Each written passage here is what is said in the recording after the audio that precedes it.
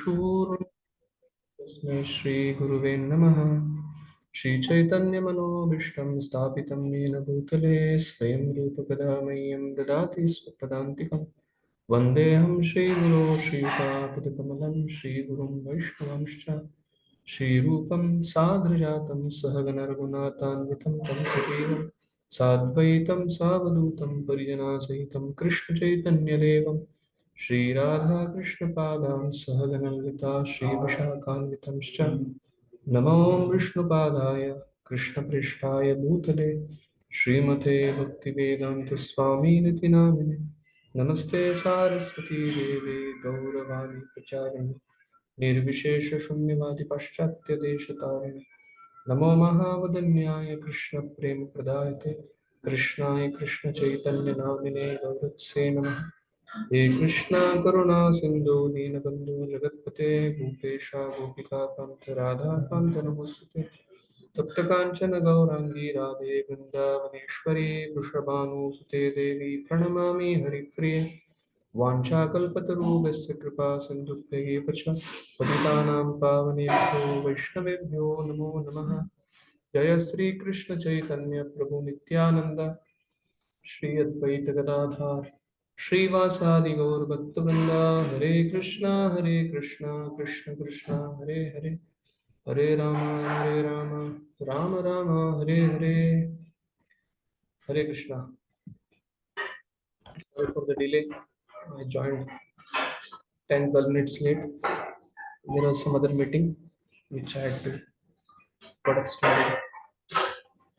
So we'll continue with where we left yesterday.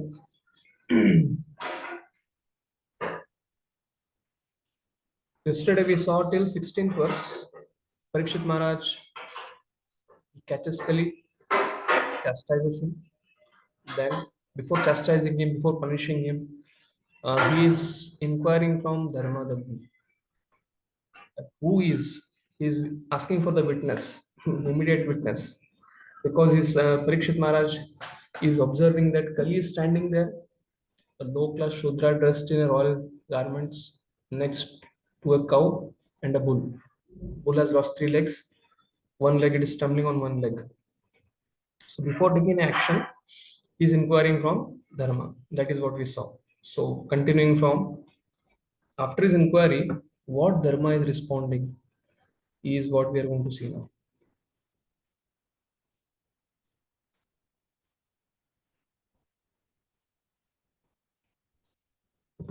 Dharma vacha etadva pandaveyanam yuktam artha abhayam vacha esham gunaganai krishno dautyado bhagavan krita. So in the last chapter, Parashada Sartha Dautya, that verse comes Dautya, that Krishna became the messenger of all the Pandavas. One of the important shlokas. Krishna became like the night watchman because of Snigdha. Stigneshu Panda Jagat Pranitam Cha Vishnu. Because of the Stigdha. Therefore, same thing, here the Dharma, the bull, personification of Dharma, is telling Dautyado Bhagavan Kritaha. Yesham Guna Ganai Krishno. Dautyado Bhagavan Krita. Because of the Pandavas' devotional service, Lord Krishna, who is Supreme Person of Godhead, whom even Mahavishnu we saw in the last Sunday. Mahavishnu also wants to come and meet Krishna. Krishna will not meet him. So he had to orchestrate that Brahmanas, untimely death of the Brahmanas, for Arjuna to come and take a vow. And then Krishna's Bhakt Vatsal, to deliver Arjuna, he had to go to meet Mahavishnu. But here, Krishna, because of his affection for Pandavas, he is becoming a messenger. Yes. So you can begin with devotees, numbering from 1. Or should I just call out? The translation. The personality of religion said, "These words just spoken by you befit a person of the Pandavas dynasty. Captivated by the devotional qualities of the Pandavas, even Lord Krishna, the personality of Godhead, performed duties as a messenger. purport, the assurances and challenges made by Maharaj Parikshit, exaggerations of his real power. Yes, The continue. Yes, continue. Maharaj said that even the denizens of heaven could not escape his stringent government if they were violators of religious principles. He was not falsely proud, for a devotee of the Lord is equally as powerful as the Lord, more, or sometimes more powerful by his grace. And any promise made by a devotee, though it may be ordinarily very difficult to fulfill, is properly executed by the grace of the Lord. The Pandavas, by their unalloyed devotional service and full surrender unto the Lord, made it possible for the Lord to become a chariot driver, or sometimes their letter messenger. Such duties executed by the Lord for his devotee are always very pleasing to the Lord, because the Lord wants to render a service to his unalloyed devotee, whose life has no other engagement than to serve the Lord with full love and devotion. Maharaj Parikshit, grandson of Arjuna, the celebrated friend, was a pure devotee of the Lord, like his grandfather, and therefore the Lord was always with him, even from the time when he was helplessly lying in the womb of his mother and was attacked by the blazing Brahmastra weapon of Ashwathama. A devotee is always under the protection of the Lord, and therefore the assurance of protection by Maharaj Parikshit could never be without meaning. The personality of religion accepted this fact and thus thanked the king for his being true to his exalted position.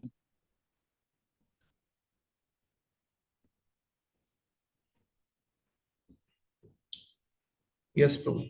So yesterday we were discussing on this shloka only. So this comes in 17th. It comes in the response of like Krishna is is broadly proclaiming that even if the perpetrator of this event is a demigod, still he will also subject him to the jurisdiction. Although he was in the earthly planet, but Parikshit Maharaj is telling that if the person who is mistreating cow and a bull is anywhere in the whole universe, I'll try to punish him. So therefore, this promise of Parikshit Maharaj is not based on his own strength. Lord, it's mercy of the Lord. And therefore, Lord is ready sometimes. Even the devotee can act much more powerfully than the Lord. That is what Prabhupada is trying to tell here. Because of always being under the protection of the Lord. Na vayam klesha bijani yatashu purusha rashava purusham tam vijanimo vakya veda vimohita.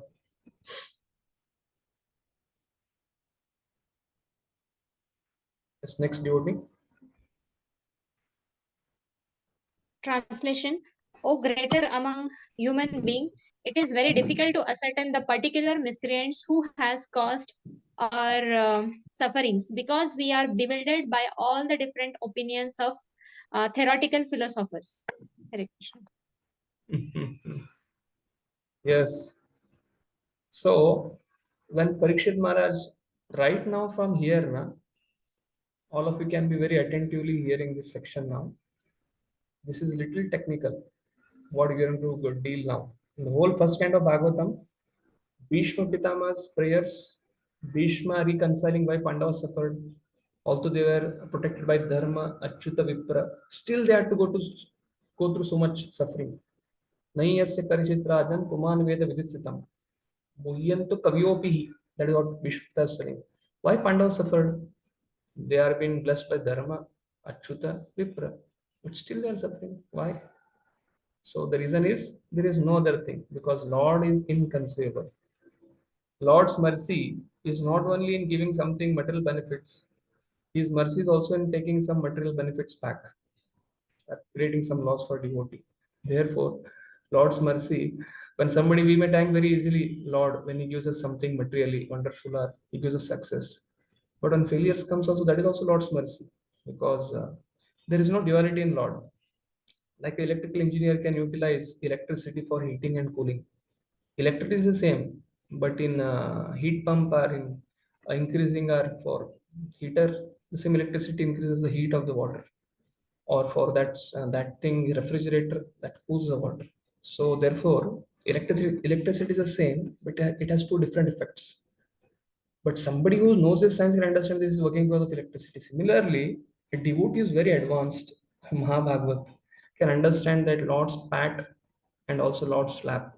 Both are the mercy of the Lord. And here, like in the case of Pandavas, if you have all of you heard Bhishma Stuti before that, the whole section, first from first verse till 18, 19 verse. So Bhishma Pita is putting arguments why Pandavas had to suffer. And he concludes, "Niyasya Karichit Rajan Puman Veda Vidasitam." Even the great kings, they become bewildered. Even the learned scholars, they become bewildered. So same thing, this section comes even in the Dhruva Maharaj section. Dhruva Maharaj, he has taken darshan of Lord Vishnu. After taking darshan of Lord Vishnu, he comes back because he want to take revenge against his stepmother. In that revengeful attitude, he goes to Lord Vishnu. When Lord Vishnu gets darshan of Lord Vishnu, yesterday we saw Dhruva Maharaj, because of his carrying Lord in his heart on Samadhi, the earth went 6 inches down. So after that, Lord gives him blessing. Okay, you will get a kingdom greater than Brahma. What is that? Dhruva. And not only that, you will rule for 36,000 years and you will remain young forever with all Teja, Oja, Bala. And then after that, you'll come back to body. And after telling these benedictions to Dhruva, then he tells, "You had come to me in a revengeful attitude. Therefore, you had a revengeful attitude for your stepmother. Therefore, stepmother's son, Uttam, and her mother. So Uttam will be killed by Yaksha, and then her mother, Suruchi, she will go in searching for her and she'll be bitten by a snake or a forest fire. And that happens. And Uttam is killed by the Yaksha. And then Dhruva Maharaj, the whole description comes in the 4th canto, 11th chapter, I think 10th chapter. Yeah. Dhruva Maharaj, he boards the chariot along with horses, along with his charioteer. And there is no mention that he took some army. He went alone because he is blessed by the Lord that he'll never become old. He'll have all the Teja, Bala, and he has got the touch of the conch on his head. And the description is given there that when Dhruva Maharaj goes to the region, because Yakshas are generally, they are associates of Kuvera. They are servants of Kuvera. And therefore he goes to the upper Himalayas. That is not accessible right now in Kali Yuga. When he goes there, he sees everything is, in Hindi they call Sannata, everything is silent. And he starts blowing he blows a conch. When he blows a conch, that is an indication that he wants to fight. He has come to take revenge for his brother. Immediately the whole Yaksha kul, whoever is there in that whole city, they start blowing conch shell. They come with all their weapons to combat Dhruva.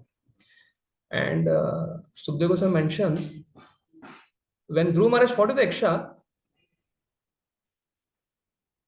Dhruva Maharaj is compared to the mountain and Yaksha's arrows are compared to the rain. So on the mountain, when rain falls, that rain increases the beauty of a mountain. Mountain shines. So alone Dhruva was there.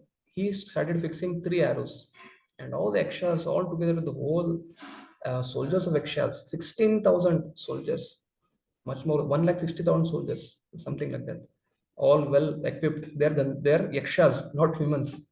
They started showering arrows on Dhruva, and Dhruva took 3 arrows and he started combating all of them. And within some time, it appeared the arrows which came on Dhruva on his chariot, it appeared that all the arrows, Dhruva was completely engulfed in all the arrows. And for some time, Yakshas thought that they knew that Dhruva is a devotee of a Lord and he's been blessed by him, but still he's coming. It was one particular Yaksha, and that to Lord Vishnu only gave the Bhavishwani that his brother would be killed by Yaksha. So they thought somebody has killed him, but he is coming and taking revenge. What we should do? That somebody else is somewhere who knows it. For one person to kill the whole dynasty doesn't make a sense. So they, for a defense, they started fighting. And after fighting, the whole chariot was covered with the arrows. And for some time, they thought that he is now done. But immediately within some time, like a mountain is covered by the rains, it starts shining. He comes up the arrow and kills all the Yakshas. And then after some time, the Yakshas, what they do, because they are very smart at magic, black magic, creating hallucinations, they all disappear and everything is again dead silent. And Dhruva thought, let me go and visit all their colonies, their palaces. But then they thought, this silence is not normal. I'm in an opponent party. So they're so silent means they're going to come back with the double speed, double strength to attack me.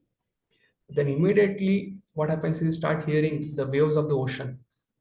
And then there is the whole sky becomes black. And then there's thundering, there is thunderbolts, and from there comes lion, tiger, wolves, and then there's like a sea. When you go to the big ocean, how the waves come. With that waves, the wind starts blowing, and there is a lot of pus. There are a lot of wild animals coming, dirty substance falling, and it is completely under illusion. At that moment, the sages come there. And then when they're seeing that Dhruva is completely in a bewildered condition, also he is Mahabhagavat, he can't be bewildered. So Lord sends devotees. The Lord sends his sages, and they come and tell him, of all the astras which you have got from Lord Vishnu, the most important astra is Narayana Astra. So you fix, then you utter the mantra. After doing Ashman, you release the Narayana Astra. After releasing Narayana Astra, the whole hallucination created by the Gandharva, these Yakshas, that get disappeared. When that get disappeared, then Dhruv starts fighting all of them again. And all the Gandharvas, their heads cut, their hands cut. It's a blood, it's a river of blood with all those golden booties lying everywhere. At that moment, Swayambhuman comes there. And he chastises Dhruva that you have behaved angrily more than it deserved. One Yaksha killed your brother, but you are trying to kill the whole dynasty. So therefore, we should not unnecessarily disturb Kuvera because our family dynasty will be disturbed. So better is you take humble stand. At that moment, Dhruva Maharaj stops there, and immediately after some time, Kuvera comes. And when Kuvera comes, Dhruva Maharaj offers obeisances to him. After offering obeisances, then Dhruva Maharaj says, he's just silent and he stops fighting. Because when when Yakshas were running back, he stopped killing them. And because he stopped killing on the instruction of Swayambhu Manu, so Kuvera comes there to bless him. And Kuvera tells the same thing, what is going to be discussed here now. Why I'm telling this past time? Because either in Bhishma Pitama, telling about suffering of Pandavas, who was the cause? Nobody is the cause. Ultimate cause is Lord. Intermediate cause for Pandavas, we cannot tell it as karma, or for Dhruva, we cannot tell it as karma. But for conditioned souls, we can tell, okay, it is because of our own karma. And the immediate cause is the person. So three causes are there: ultimate cause, intermediate cause, and immediate cause. So when Kuvera is pleased, Kuvera tells Dhruva, please ask for a blessing. And Dhruva Maharaj says, Dhruva Maharaj has already got a darshan, he's a pure devotee. What the blessing Kuvera, a demigod, can give him? But because Swayambhu Muni had told that don't unnecessarily disturb Kuvera, if he becomes angry, our dynasty will be at wrath. Therefore, he asked for a blessing of pure devotional service at the lotus feet of Lord and his devotees. And after that, Kuvera says, Dhruva, the Yaksha, you have not killed any of these Yakshas. Dhruva had killed so many Yakshas there. It was whole blood, river of blood. And when he says that you have not killed any of the Yakshas, and then nor your brother has been killed by Yaksha, he makes a statement. Then what is it? It was all ordained by time. But time is under whose energy? Time is Krishna's energy. I am time. And was Krishna responsible or Lord Vishnu responsible for the death of all the Yakshas or the brother of Dhruva? No. Vishnu doesn't directly interact with the material world. Lord Vishnu interacts with the material energy. So the same concept is being mentioned here in this section of bull. Okay, so we'll carry on from here. Hare Krishna. By seeing Dhruva fighting in such anger, Prabhupada writes in the purport, one should not understand that Dhruva was a mixed devotee or he was not a pure devotee. Prabhupada says he was a pure devotee. And because as a king, he has to play two roles. He's a pure devotee and he's also a king. As a king, if one of his citizens is killed, he doesn't attack, then other citizens will be killed. So it was duty as a king to kill, do tit for tat. His brother was killed, therefore he had to take that revenge, so that the enemy party doesn't come and encroach on his praja. That was his duty as a king. Therefore, that did not hinder his pure devotion. Still, he was a pure devotee and Mahabhagavat. This is what Prabhupada writes there. So, when Kura says that Dhruva did not kill Yakshas, nor Yakshas kill Uttam, what it indicated was it was ordained by time factor. So this is a vision of Mahabhagavat. What is the vision of Mahabhagavat? Mahabhagavat directly doesn't accuse, okay, he because of him, because of him, because of him. Because what happens is when somebody does a mistake and you point at it, the person who has done the mistake or he has done caused the fault or he has done some problematic activity for you or somebody else, the person who is indicating, he also gets the share of that karma or the fault. That is what Bhagavatam, this is the principle of Bhagavatam going to emphasize in the next 3-4 verses. Yes, devotees are raising hands. 2 participants have raised hands. Yeah. Anush Prabhu and Bhakti. Yes, Mataji. Bilwadkar, Bhakti Bilwadkar. Yes, Suryakant Krishna Prabhu here. Yes, Prabhuji, my Prabhuji. question is that we consider demigods as Mishra Bhaktas. That is, they have some material desires. So if someone is not a pure devotee, how he can give pure devotional service to others? So Chakravarti Path says that Swayambhu Manu had indicated Dhruva in the 10th chapter ending. You have killed so many yakshas, so don't incite the wrath of Kuvera.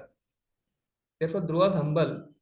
He took the stand of humility, and therefore, Kuvera is asking something, what boon you want. Therefore, Dhruva, in order that Kuvera should not become upset or angry, therefore, is telling, please give me pure devotional service at the lotus of Lord Vishnu. Okay. Okay, bro. Yeah. Yes. So that is what Chakravarti Pad writes in the commentary for that chapter at the end. So Dhruva took that stand so that Kuvera should not be upset with his activities, because that is Dhruva's humility as a pure devotee.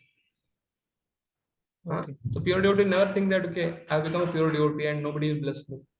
In terms of age, in terms of maturity, in terms of responsibility, Kuvera is much more elevated position than Dhruva. He's a demigod. And Dhruva is a human being on earth, but he becomes a pure devotee. Mhm. And more and more and becomes pure, he becomes humbler. That is his humility. Okay, Okay. very good. Another devotee, somebody else raised hand. That is gone. Yes, Prabhuji. Yes, Prabhu. Prabhuji, not exactly, like seeing this Dhruva case. So now what is happening is that you were discussing about the Menka Gandhi case. He has directly blasphemed ISKCON, and also Prabhupada said ISKCON is his body.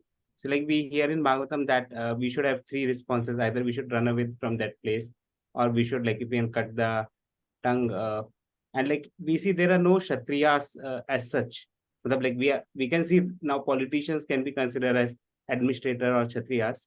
So what should be as devotee, what should be our duty, or what should be our stand towards such incidences? And these people quickly they have caused a big damage. I am feeling like that because millions of people have watched that video, but they will just write an apology letter, and even by that defamation they will run away. It will not reach the videos. Many people would have got doubt that ISKCON is actually doing like that, but it's totally far, the most blatant lie it could be. Yeah. Actually, how we can see to this is what when I hear from Maharaj, he speaks about when Lord Chaitanya Mahaprabhu's Sankirtan movement was there. Chand Kazi came and broke the drum. So whenever there's genuine practice of bhakti or preaching, there will be opposition from the masses. So when Chaitanya Mahaprabhu's time, Pandava's time, all times there has been opposition. So in nowadays also that means we are in ISKCON for devotees, we are in parampara. That there's so much opposition. And second thing, what Prabhupada writes in the purport, what we saw yesterday, comparison I was doing, Parikshit Maharaj's Vedic regime of Raja Rishis and modern day executor heads. We can see surely they're going to accuse the white lotus of dharmic principles. So therefore, as a Sansad or whatever, that is the executor head, and without any thinking, trying to speak in that way. So in Kali Yuga, it's completely topsy-turvy. When we go to this section today, you'll be understanding why. Because Kali has completely controlled their head. And regarding causing the damage, first thing is when the Raju Dikshit had spoken 10, 12 years back regarding ISKCON trying to send money, that time ISKCON had not taken any stand. And that was then they later on they started creating videos and floating it. But that has not patched up anything. Or to some extent, people who are genuine, they will come, they will watch and then practice bhakti. People who are on the border cases, okay, they will get some sukruti. People who are anyway averse, they will be separated. So regarding this stand, what now ISKCON has taken is regarding sending her a defamation case of 1,000 crore, 100 crore rupees. That is a good stand. Why? Because now anybody politically in India, especially this BJP only. So forget about other parties. So everybody will be thoughtful before telling anything against ISKCON now. So this is Okay. like a nice stand what they have taken. And if you see her character or her contribution to the whole of country, it is nobody treats her in any dignitary. And even she is not in any post right now, she may be, but I don't know how long she'll be. So her comments doesn't make any sense in that way. And during a time of Prabhupada, when Prabhupada started Jew temple, that time Devanand's movie had come, Dhammaradam Hare Krishna Hare Ram. So Prabhupada told Dhammaradam will go on, what will remain is Hare Krishna Hare Ram. So one way is publicity of ISKCON happens because of doing some big activities. Okay, did some food FFL, did some preaching, that's it. But there is reverse publicity happens or adverse publicity happens when somebody else in that position speaks. Because see how it has arranged, if she had spoken it, she spoke it 1 month back. And recently, when these videos have been shown, along with that video, her 1 week back address in Parliament is also there. That means she was given a very dignitary post. And after this 1 week, ISKCON has filed a case. So if she had spoken some years back, it would not have made any sense. But in the new parliament, she's giving some address as a woman. Constitutional, they have made some amendments for the woman that they should also become MPs reservation. So she was given as a keynote speaker for it, and then within 1 week, this has happened. That means people saw all those videos, and then later on, this has been happening. So it is in one way like the Dhammaradam will go and Hare Krishna Hare Ram will remain. Similarly, what she has made allegations that will go away and people will start, what is ISKCON, what is ISKCON, what ISKCON does, then they start coming and seeing actually. So in that way the number of visitors starts turning up more and more. That is a bit. Prabhuji, just to add on here, so actually we just attended the council board meeting today at NVCC, where Yashoda Dulal Puru, who is the cow protection minister of ISKCON, Yes. he addressed us. And he said that ISKCON Kolkata has filed a case of 100 crore defamation against Menka Gandhi. And we have done the internal audit based on her claims. And there is nothing substantial what she have found. So ISKCON board has given a reply with question by question to the answer. We give proper screenshots and all the attachments necessary required. So that way ISKCON has taken the step. ISKCON board is also considering the decision whether they should separately file a defamation case against her. But we are asked her the up to tender apology for that. So that is the action like ISKCON has taken against her. Yes. So all these steps have been taken, legal steps have been taken very thoroughly. Yes, Puji. Okay. Prabhuji, I guess apart from apology, she should do some voluntary service at ISKCON also, at Goshala. They are all politicians. Do you think politicians will come and do? Actually, their whole main theme is not cow service. It is having a political root for all the comments.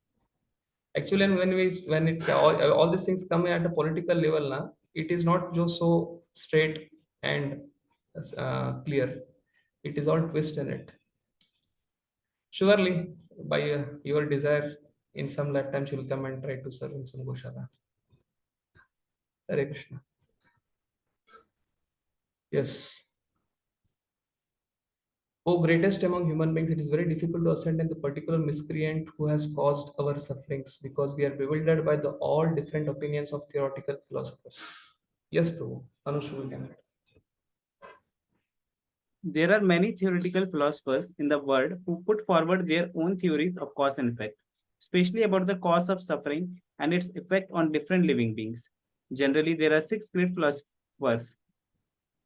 Kannada, the author of Daishika philosophy; Gautama, the author of logic; Patanjali, the author of mystic yoga; Kapila, the author of Sankhya philosophy; Jaimini, the author of Karma Vimamsha; and Vyasdev, the author of Vedanta Darshan.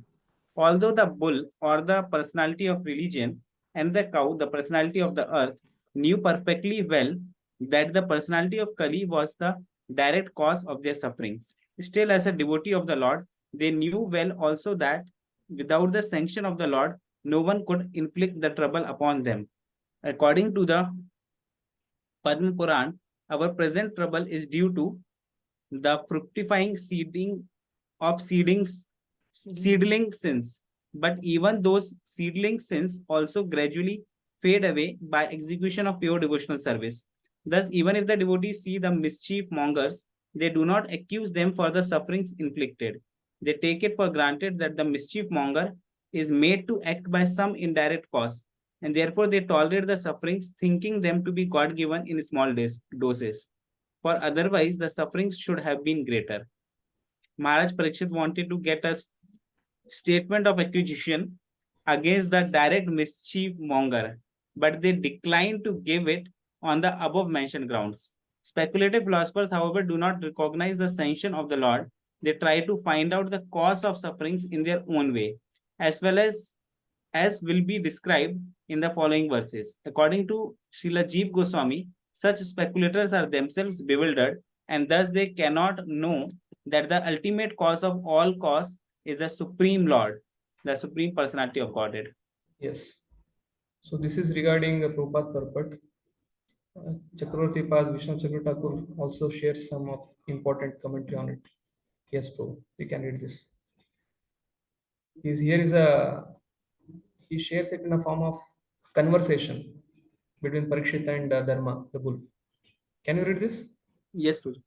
I do not know the person from who the seeds of suffering will arise. Why do you conceal the person? I even So basically, I do not know the person from whom the seeds of suffering will arise. Basically, bull is telling, I don't know why I'm suffering. It's from, like, Padma Puran is being quoted there, na? From which seedlings, from which life, who is the cause. So it's like, I don't know. Then Parikshit is telling, why do you conceal the person? Why are you trying to protect him or hide him? Yes. Yes, bro, continue. Why do you conceal the person? I even see the person who is giving you suffering. Yeah, he's standing there only. Kali is standing there. So this is what Parikshit is asking. Then he's replying, bull is replying, yes. True, he is giving me suffering, but there should be a seed of my suffering, because of which he gives me suffering. It cannot be otherwise. I do not know that person from whom the seed arises. Yeah. So basically he's telling, I have done something in the past, therefore I'm suffering. And this person is the immediate cause. And intermediate cause is my prarabdha. And ultimate cause is Lord. And Lord is in sense that Lord has created the whole thing. Without his sanction, nothing happens. Yeah. But Okay. you know scriptures. Why do you not know? So this Parikshit is telling, by the way you're speaking, it means that you are telling that, he is not the cause. A seedling is the cause. That means you are a knowledgeable person. You know scriptures. You are dharmavit. So why you don't know? So he's asking like that. Then Bull answers. True. Knowledge of many scriptures is the cause of misunderstanding them. Yeah, because there is Kannada and Jaimini, they say Lokayuktas. They say that karma is a cause. Karma Vamsa says that karma is a cause. Lokayukta says Swabhava is a cause, and then there is a Daiva is a cause, and then people say the Brahman is a cause. So in this way, there are four philosophers being quoted here in this shloka. Okay, so we will go to Bhaktivedanta purport.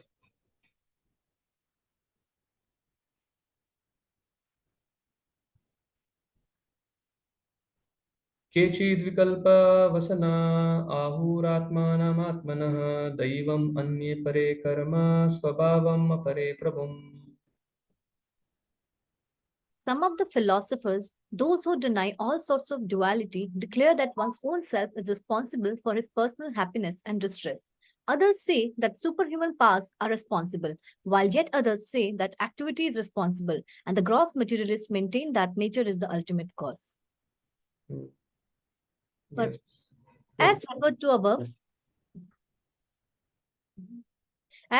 to above, philosophers like Jaimini and his followers established that fruitive activity is the root cause of all distress and happiness, and that even if there is a superior authority, some superhuman powerful gods, he or they are also under the influence of fruitive activity because they reward a result according to one's action.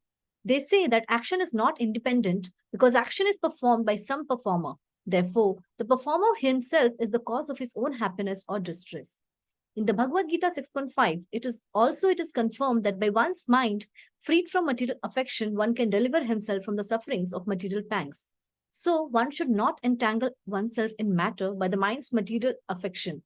Thus, one's own mind is one's friend or enemy in one's material happiness and distress.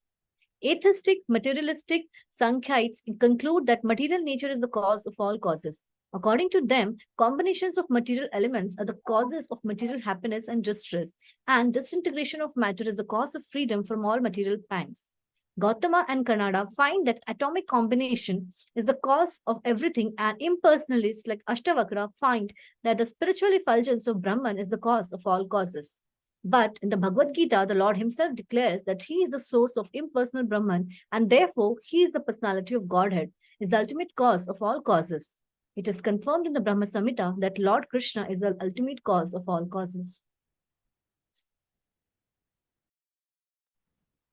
So the bull is telling now that Parikshit asked a question, you are Dharmavit, you know scriptures, so you should know who is the cause. But he's saying, no, I know scriptures, but there are six systems of philosophy, and according to all six philosophies, Sankhya, atheistic Kapila philosophy, the Sankhya, the matter is a cause, and then Lokayukta's Swabhava is a cause, and then there's Karma karma is a cause, and the others, Brahman is a cause. Brahman in the sense, Daiva is a cause. So in this way, there are different philosophers mentioned here that Chakravarti Pad is quoting in his commentary. We'll just state it.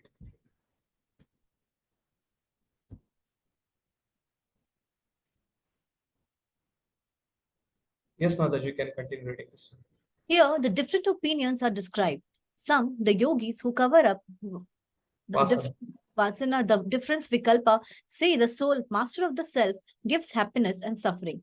The Gita 6.5 says, Atmaiva hi Atmano, Bandhur Atmaiva, Ripur Atmana. The Atma itself is the friend of the soul and the enemy of the soul. Or the meaning can be, some, the Advaitins, who say that the Jiva and the Lord become one, say that the Atma is the source of happiness and suffering.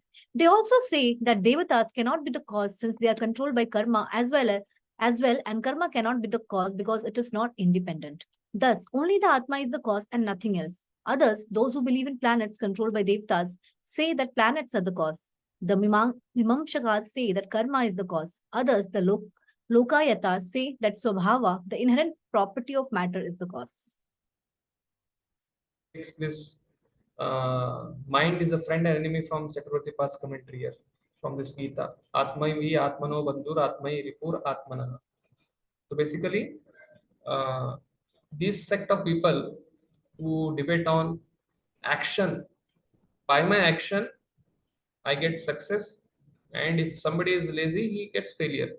So what they tell is demigod is there, everybody is there, but till the time one doesn't work hard, the God has no power to give him blessing. So this is a different sect only. And Prabhupada, what is Prabhupada thinking from there? Yes, to some degree it is correct, because mind, then he connects it to the mind. Mind is a friend, mind is an enemy. Prabhupada's commentaries are amazing. So he's taking it from Chakravarti Pad here. Hmm. So there are four kinds of philosophers being mentioned in the shloka, 18th shloka. Hmm. So we'll go to the next shloka now, where Vaishnavas will be mentioned.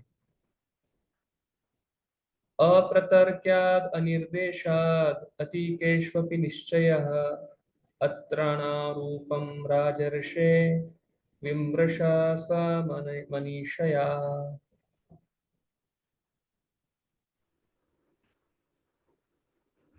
There are also some thinkers who believe that no one can ascertain the cause of distress by argumentation, nor know it by imagination, nor express it by words. O sage amongst kings, judge for yourself by thinking over all this with your own intelligence. Yes. So this thought of process is Nayash Parishit Rajan Vidat Vedasitam. Bhuyyantu Kavyopi. That one cannot ascertain the cause of distress by Tarka Vitarka. Shituyo Abhinnam. Mahajana Yenu Gatasupanta. So this is a thought process of Vaishnavas. Chakravarti Pad also writes here, and Prabhupada is also commenting the same thing here. That by imagination, by speculation, why this happened with me, why bad things happen to good people and good things happen to bad people. One can think and think and think, but one cannot come to any conclusion. So this thought process that who is a cause, who is not a cause, one cannot understand by its own intelligence. One has to surrender to the Lord, and one has to accept Lord's super ultimate positiveness. Then one can be peaceful and practice and go back and back to God. Yes, yes, to continue reading the purport. As explained above, the Vaishnavites, the devotee of the Lord, believe that nothing can take place without the sanction of the Supreme Lord.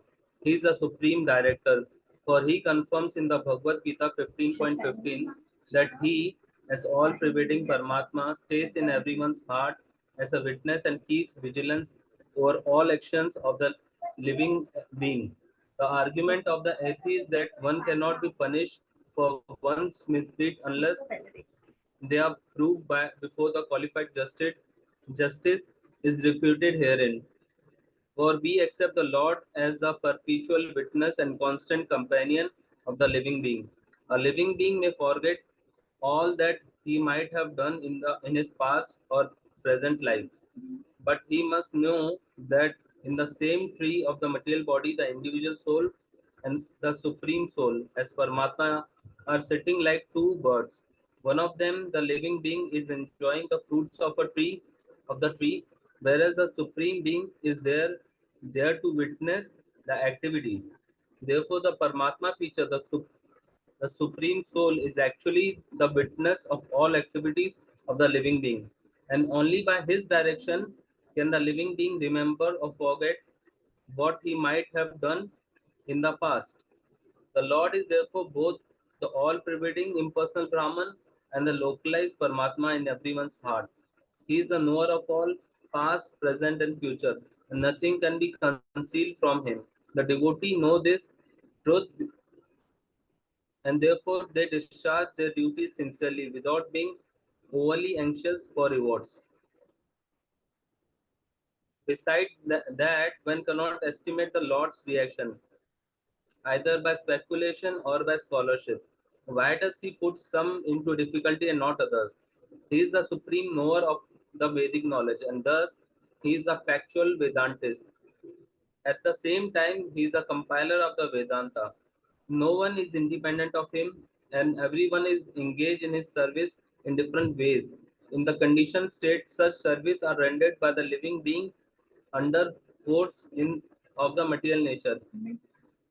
Whereas in the liberated state, the living being is held by the spiritual nature in the voluntary service of the Lord. There is no congruity or inability in his action. All are on the path of absolute truth. They correctly estimated the inconceivable that the suffering of the representative of religion and the representative of the earth are present before were planned to prove that Maharaj Parikshit was a ideal executive head because he knew well how to give protection to the cows, the earth, the Brahmanas, religious principle, the two pillars of spiritual advancement. Everyone being under the full control of the Lord, he is quite correct in his action when he desires something to be done by someone, irrespective of the consideration of the particular case. Maharaj Parikshit was thus put to a test for his greatness. Now let us see how he solves it by his sagacious mind.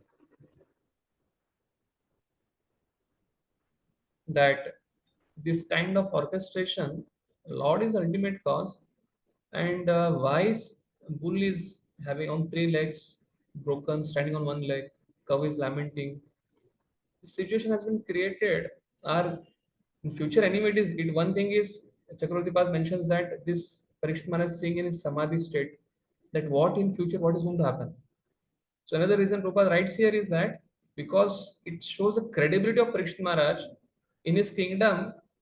When a Shudra is just trying to do that, immediately reaches there. And this is what, it is like a upama in Sanskrit they call, or it is a metaphor. A cow lamenting, it's Prithvi. A bull, three legs broken, Satya Treta, Dwapar is gone. So Tapa, Saucha, and Daya is almost gone, and truthfulness is remaining Satya. So that is showing the indication of that Dharma is only on one leg. But you'll see the particular further shlokas, Parikshit Maharaj is going to restore all the four legs. And therefore, Prabhupada is writing here in this purport in 21 only. The conclusion is therefore that this was orchestrated to prove that Maharaj Parikshit was an ideal executive head. Because he knew well how to give protection to the cows. They basically earth, cow means earth, and the Brahmanas, religious principles. He knew how to give value to these two pillars of spiritual advancement. Therefore, to glorify him, this kind of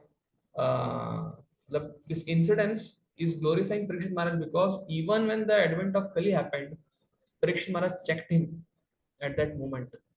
This is what Prabhupada is writing here. And this shloka indicates the Vaishnava philosophy, which says that what God does, Pandavas, he put Pandavas in difficulty. What all things happened with Pandavas? The whole Kunti Manani prayers is just how Krishna saved them in which misery, how Krishna saved them in that particular misery. And then Kunti Manani is glorifying it. And then Kunti Manani says, Give me Vipada Santuta Shashvat Jagat Yatra Yatra Jagatguru. Bhavatam Adarshanam Yatsat Apunarbhava Darshanam. By seeing, by such miseries when they come, you personally come to protect us. So, what Lord does, why he does, one thing is there, that he wants to take all devotees back to Godhead, and especially he wants to glorify his devotees. In this condition, also my devotees have not left my practice of bhakti. This is the consciousness of a devotee. That is what Prabhupada is trying to tell you. Sutayuvacha evam dharme pravadati sa samrat vijasattamah samahitena manasa vikeda paryachastamam. Yes. Translation. Shruta Goswami said, O best among the Brahmanas, the Emperor Parikshit, thus hearing the personality of religion speak, was fully satisfied, and without mistake or regret, he gave his reply. Shall I read the purport? You can read the purport. The statement of the bull, the personality of religion, was full of philosophy and knowledge, and the king was satisfied, since he could understand that the suffering bull was not an ordinary one. Unless one is perfectly conversant with the law of Supreme Lord, one cannot speak such things touching philosophical truths. The emperor, being also on an equal level of sagacity, replied to the point without doubts or mistakes. Personification of religion, dharma, and even Parikshit Maharaj also Raja Rishi. Therefore, Prabhupada is quoting that. That Parikshit Maharaj is appreciating it. Raja Yuvacha Dharmam Pravishi Dharmajna Dharmo Shri Vriksha Rupadrik Yad Adharma Krita Sthanam Shuchakashyatapi tadbhavet. Yes. Hare Krishna. Translate. Translation. Yes. Gopika Mataji can read maybe by number. Yeah. Thank you. Translation. The king said, O you who are in the form of a bull, you know the truth of religion, and you are speaking according to the principles that are intended of religion, acts also intended for one who identifies you are no other than the personality of religion. Should I read the purport, Prabhuji? Yes. Purport. A devotee's conclusion is that no one is directly responsible for being a benefactor or mischief monger without the sanction of the Lord. Therefore, he does not consider anyone to be directly responsible for such action. But in both the cases, he takes it for granted that either benefit or loss is God's sin, and thus it is his grace. In case of benefit, no one will deny that it is God's sin. But in case of loss or reverse, one becomes doubtful about how the Lord has been so unkind to his devotees, has to put him in great difficulty. Jesus Christ was seemingly put into such great difficulty, being crucified by the ignorant, but he was never angry at the mischief mongers. That is the way of accepting a thing, either favorable or unfavorable. Thus, for a devotee, the identifier is equally a sinner, like a mischief monger. By God's grace, the devotee tolerates all reverses. Maharaj Parikshit observed this, and therefore he could understand that the bull was no other than the personality of religion himself. In other words, a devotee has no suffering at all, because so-called suffering is also God's grace for a devotee who sees God in everything. The cow and the bull never placed any complaint before the king for being tortured by the personality of Kali, although everyone lodges such complaints before the state authorities. The extraordinary behavior of the bull made the king conclude that the bull was certainly the personality of religion, for no one else could understand the finer intricacies of codes of religion. Hare Krishna. Parikshit Maharaj, by his interaction with the bull. So what this 22nd shloka is telling is that anybody who does a sin, it's like he's creating a lot of dirt around him. And somebody is pointing, he takes a stone, thrown and stones into that, dirt. That dirt also falls on him. Same concept. Basically, somebody is doing some nonsense activities or any sinful activities or some dirty activities, and somebody is trying to speak about it. The person is speaking, the person is pointing unnecessarily. If he's not in an authoritative position or he's not in a, he can give some protection, he can do something beneficial. The person also shares that destination. That is Chakravarti was mentioning in his commentary. Somebody is committing sinful activities, he will go there, but somebody is speaking about it or indicating it also, he also goes there. If he has no element of helping him or protecting somebody else. Okay. अथवा देव मायेया नुनं गतिर अगोचरः चेतसो वचसाश्चापि भूतानामिति निश्चयः. Yes, Jagannath going through. Please continue. Yeah. Thus, it is concluded that the Lord's energies are inconceivable. No one can estimate them by mental speculation or by word jugglery. Purport. A question may be raised as to why a devotee should refrain from identifying an actor, although he knows definitely that the Lord is the ultimate doer of everything. Knowing the ultimate doer, one should not pose himself as ignorant of the actual performer. To answer this doubt, the reply is that the Lord is also not directly responsible for everything is done by his deputed Maya Shakti or material energy. The material energy is always provoking doubts about the supreme authority of the Lord. The personality of religion knew perfectly well that nothing can take place without the sanction of the Supreme Lord. And still he was put into doubts by the deluding energy. And thus he refrained from mentioning the supreme cause.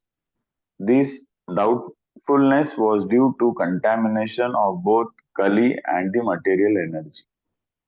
The whole atmosphere of the age of Kali is magnified by the deluding energy, and the proportion of measurement is inexplicable.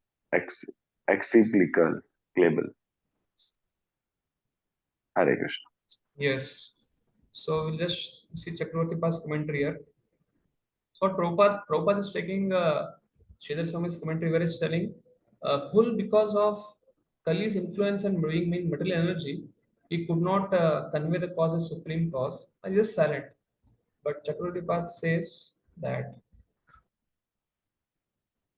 yes, Prabhu, can read this?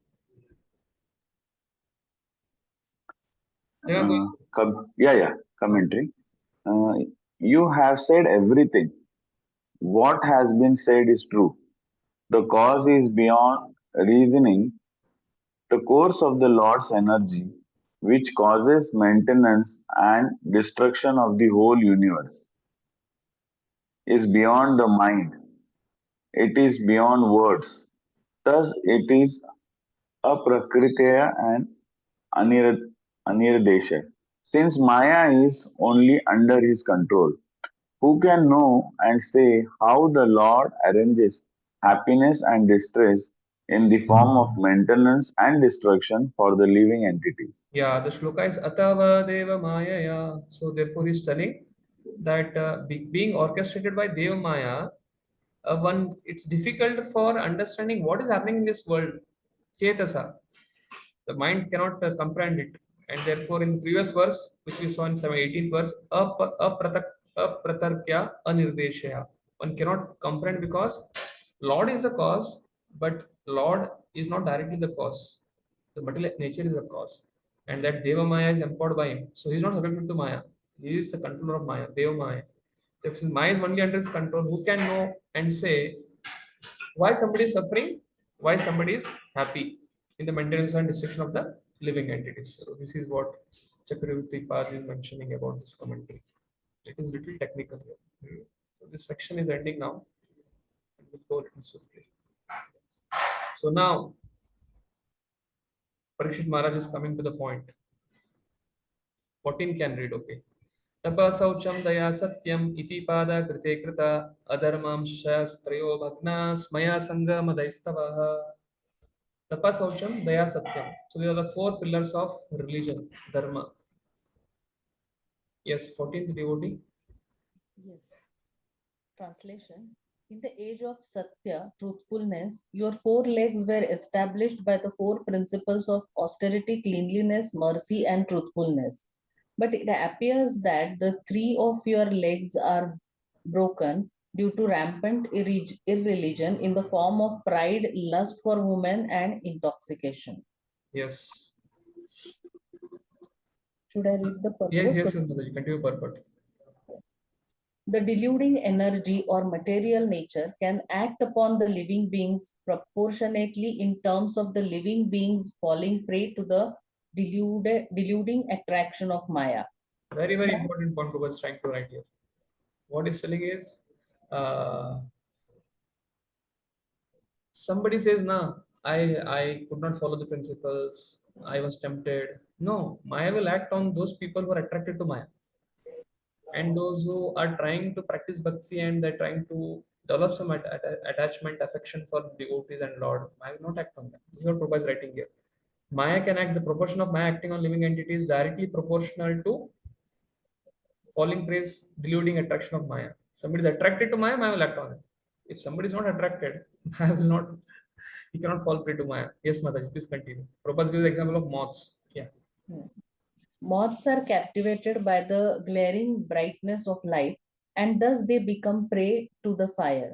Similarly, the deluding energy is always captivating the conditioned souls to become prey to the fire of delusion, and the Vedic scriptures warn the conditioned souls not to become prey to delusion but to get rid of it. The Vedas warn us to go not to the darkness of ignorance but to the progressive path of light.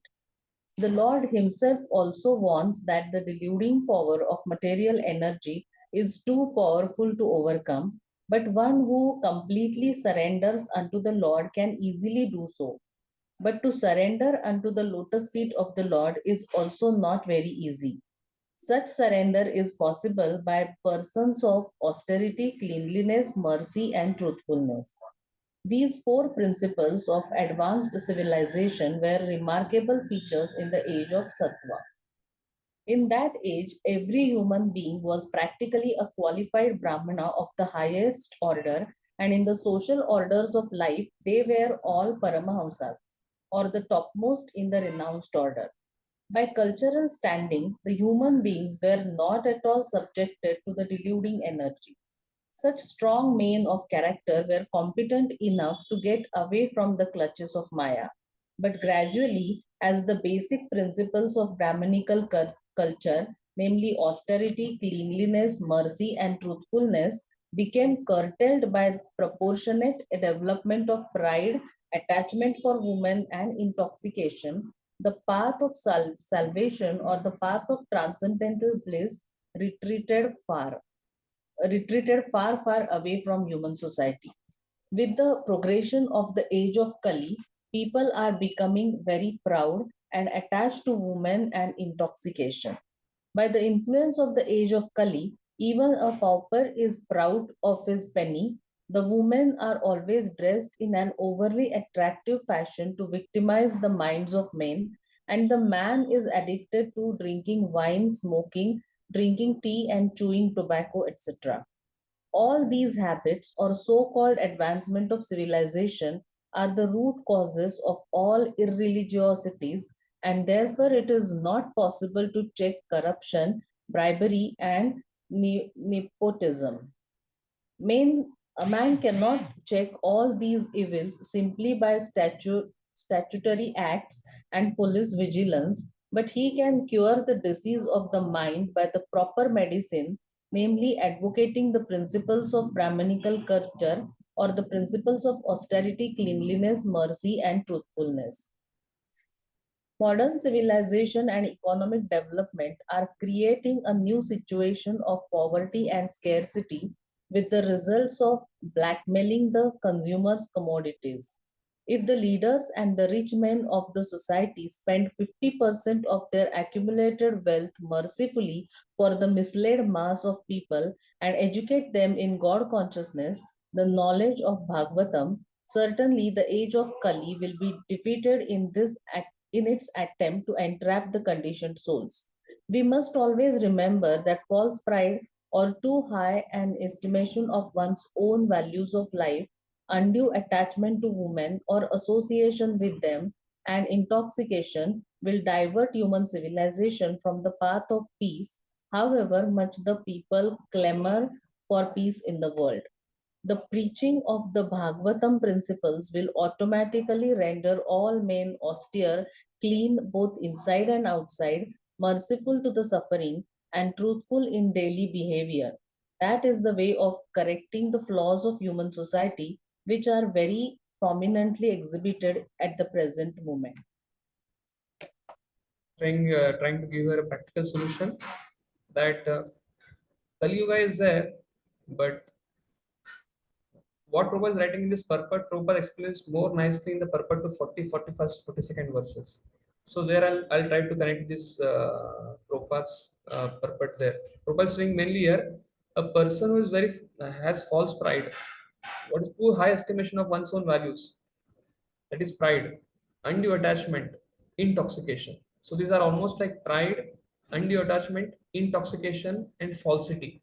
These are like four no meditating, no gambling, meditating, gambling, illicit sex, and intoxication is mapped with this. So Prabhupada is telling, what is the solution for this? 50% of the leaders should utilize the 50% of their accumulated wealth. Why Prabhupada is telling 50% of the accumulated wealth? Parikshit Maharaj gave 4 positions: meat, meat eating, illicit sex, intoxication, gambling. And on the request of Kali, he gave the 5th position, that is gold. What is gold? Gold is mapped with wealth. So when wealth is there, if wealth is not using Krishna's service, that is the adda of Kali. Why? A person who is very wealthy will utilize the gold for breaking 4 principles for enjoyment. And therefore, Prabhupada mentioned in the 40, 41st, 42nd, 43rd verses, Parikshit Maharaj utilized his gold for doing Harinam Sankirtan Yajna all throughout the whole planet. And in that way, he cheated Kali. He made a point that nobody should break 4 principles. In that way, the Praja was very powerful. And then whatever gold he had, used in sacrifice of which kind of sacrifice? Sankirtan Yajna. So that is sacrifice for the Kali Yuga. Therefore, Yajne Sankirtana Praya Janti Sumedasa. So by using the wealth, the fifth place, that is gold, there also Kali cannot stand. Therefore, Prabhupada is giving this solution here in this purport. So this solution is preaching Bhagavatam, and for that one needs whatever money people are having, 50% of the money, the rich man's money, the richest money, that should be utilized in this. Yes, Prabhu. Next devotee can read this translation. Hare Krishna. You are now standing on one leg only, which is your truthfulness, and you are somehow or other hobbing among. But quarrel personified Kali, flourishing by decade, is also trying to destroy that leg. Yes. Yes, Prabhu. Please read. Purport. The principles of religion do not stand on some dogmas or man-made formulas, but they stand on 4 primary regulatory observances, namely austerity, cleanliness, mercy, and truthfulness. The mass of people must be taught to practice these principles from childhood. Austerity means to accept voluntary things which may not be very comfortable for the body, but for conductive for spiritual realization. For example, fasting. Fasting twice or 4 times a month is a sort of austerity which may be voluntarily accepted for spiritual realization only, not for any other purpose, political or otherwise. Fasting, which are meant not for self-realization but for some other purposes, are condemned in the Bhagavad Gita 17.56. Similarly, cleanliness is necessary both for the mind and the body. Simply bodily cleanliness may help to some extent, but cleanliness of the mind is necessary, and it is effected by glorifying the Supreme Lord. No one can cleanse the accumulated mental dust without glorifying the Supreme Lord. A godless civilization cannot cleanse the mind because it has no idea of God. And for this simple reason, people under such civilization cannot have good qualification. However, they may be materially equipped. We have to see things by their resultant action. The resultant action of human civilization in the age of Kali is dissatisfaction. So everyone is anxious to get peace of mind. The peace of mind was complete in the Satya age because of the existing of above mentioned attributes of the human being. Gradually, these attributes have diminished in the Treta Yuga to 3/4, in the Dwapar to half, and in this age of Kali to 1/4, which is also gradually diminishing on account of prevailing untruthfulness by pride, either artificial or real.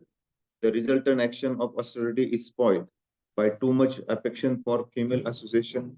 Cleanliness is spoiled by too much addiction to the intoxication. Mercy is spoiled, and by too much laying propaganda, truthfulness is spoiled. This reveal of Bhagavad Dharma can save human civilization for falling prey to evils of all description.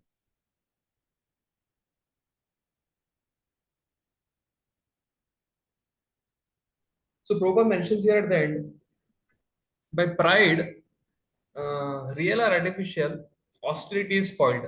So you can remember these things. For affection from woman, already know, illicit sex. Sauchyam. Sauchyam is a dharma principle that gets broken by illicit or illegal sex out of marriage. And austerity, tapa, it gets broken by pride. Now, what is this pride?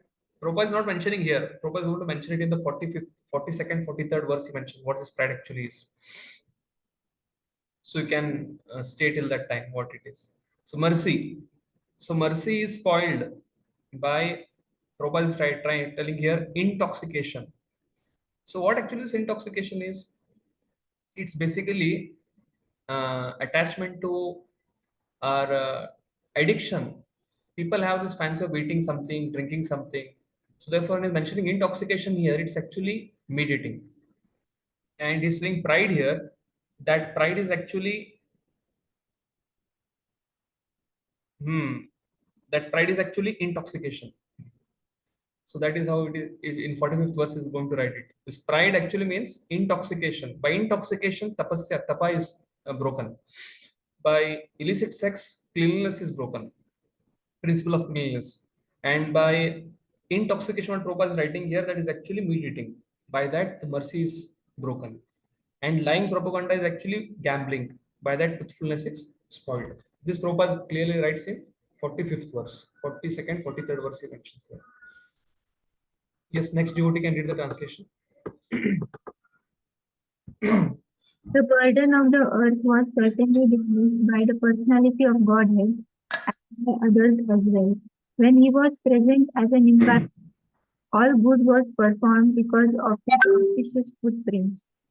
Yes, Mataji. You can read next also.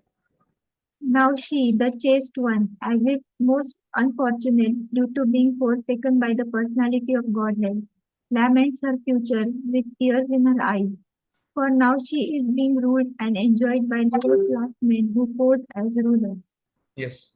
So basically, Prabhupada writes that a qualified Kshatriya man is qualified to protect sufferers. That is the definition of Kshatriya. But in Kali Yuga, untrained low-class Shudras without any ambition to protect sufferers are placed. That is the unfortunate position of a executive head in the Kali Yuga. Without training, they occupy the post by strength, popular votes, basically for their own agenda. So Prabhupada is comparing real Kshatriya versus present day Kshatriya. Therefore, earth is lamenting because she was under the protection of Krishna, but Krishna is not there. Krishna swadama upagate dharma dhyana visa. And that is the reason for her lamentation. So Prabhupada is concluding at the end, even man, chaste mother earth cries to see the pitiable condition of her sons, men and animals, because executive heads are, there is no protection for men, no protection for animals. We saw it at length in the first 5-6 verses yesterday. And future of the world of Kali, when irreligiosity prevails most prominently, both men and animals are unprotected. And absence of such suitable kings to curb irreligious tendencies. What is the solution? This is very important point here. Mataji, you can read this one. And in the No. absence of Yeah. a Yes. king to curb irreligious tendencies, educating the people systematically in the teachings of Srimad Bhagavatam will clear up the heavy atmosphere of corruption, bribery, blackmail, etc. Yeah. So here this is like a generic Yajna Sankirtana Praya Ajanti Sumedasa, that for curbing all these things, Bhagavatam principle. In last purport we were told 50% of the wealth of the leaders of the country should be utilized for Bhagavatam preaching. Then what will happen? Kali can be immediately controlled. Like I told the principles, four principles are controlled, and wealth indicates gold. So Kali stays in 5 places. If everything is engaged in Krishna service, then Kali cannot spread. Yes, next devotee can read the translation. Maharaj Parikshit, who could fight 1,000 enemies single-handedly, thus pacified the personality of religion and earth. Then he took up his sharp sword to kill the personality of Kali, who is the cause of all irreligion. So Prabhupada mentioned the purport. As soon as Parikshit Maharaj, that sword of Parikshit Maharaj, it never meant that any time he picked up during those time, the Kshatriyas used to kill only. Because Kshatriya means he never surrenders. Either he, Prabhupada gives the example of Kshatriya in one of his lecture, when any Rajput king used to fight and come, the queen used to tell the king, if he comes back, show your back. If the back is having some wound, that means he'll send him, go and better die. If back has no wound, then he'll allow enter inside. That was how the soldiers of Rajputs were.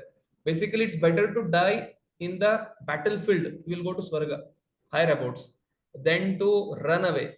But here, the Kali has removed the mask. He's wearing a mask of royalty. He's wearing a dress of king. But as soon as Parikshit Maharaj goes there, instead of beating the bull's leg, he gives up his royal order, he gives up his mukuta, and immediately surrenders. This shows that he's not a Kshatriya, he's a Shudra. So therefore, Prabhupada writes here that Parikshit Maharaj being very compassionate, he forgives the Kali and he is ready to give him shelter. That is what he says. So Prabhuji, you can read the last one here. This one. The administrators cannot prevent corrupt activities by allowing wine shops, at the same time making propaganda for people to stop drinking. They must at once close all the shops selling intoxicating drugs and wine and force of punishment even by death for those who indulge in habits of intoxication of all description. That is the way of stopping the activities of Kali as exhibited herein by Maharaj Parikshit, the Maharth. Yeah. So basically, Prabhupada is telling here, the government should not issue any, just by issuing corruption, anti-corruption steps, giving license to bars and other things, that will not stop Kali. They should first stop this selling this intoxicant drugs, wine, and force punishment. And what is the punishment? That somebody breaks 40 principles, especially drugs, intoxication, illicit sex, or gambling. Prabhupada is telling death. That is how you can control Kali. That is the only way. Danda, not Sama, Dama, Ved, only Danda. Yes, next translation. When the personality of Kali understood that the king was willing to kill him, he at once abandoned the dress of a king and, under pressure of fear, completely surrendered to him, bowing his head. Yeah, Mataji can read the. The royal Please the read it. royal dress of the personality of Kali is artificial. The royal dress is suitable for a king or Kshatriya. But when a lower class man artificially dresses himself as king, his real identity is disclosed by the challenge of a bona fide Kshatriya like Maharaja Parikshit. A real Kshatriya never surrenders. He accepts the challenge of his rival Kshatriya and he fights either to die or to win. Surrender is unknown to a real Kshatriya. In the age of Kali, there are so many pretenders dressing and posing as administrators or executive heads, but their real identity is disclosed when they are challenged by a real Kshatriya. Therefore, when the artificially dressed personality of Kali saw that to fight Maharaja Parikshit was beyond his ability, he bowed down his head like a subordinate and gave up his royal dress. Yeah, we already saw it. Yes. Yes, next you can do the translation.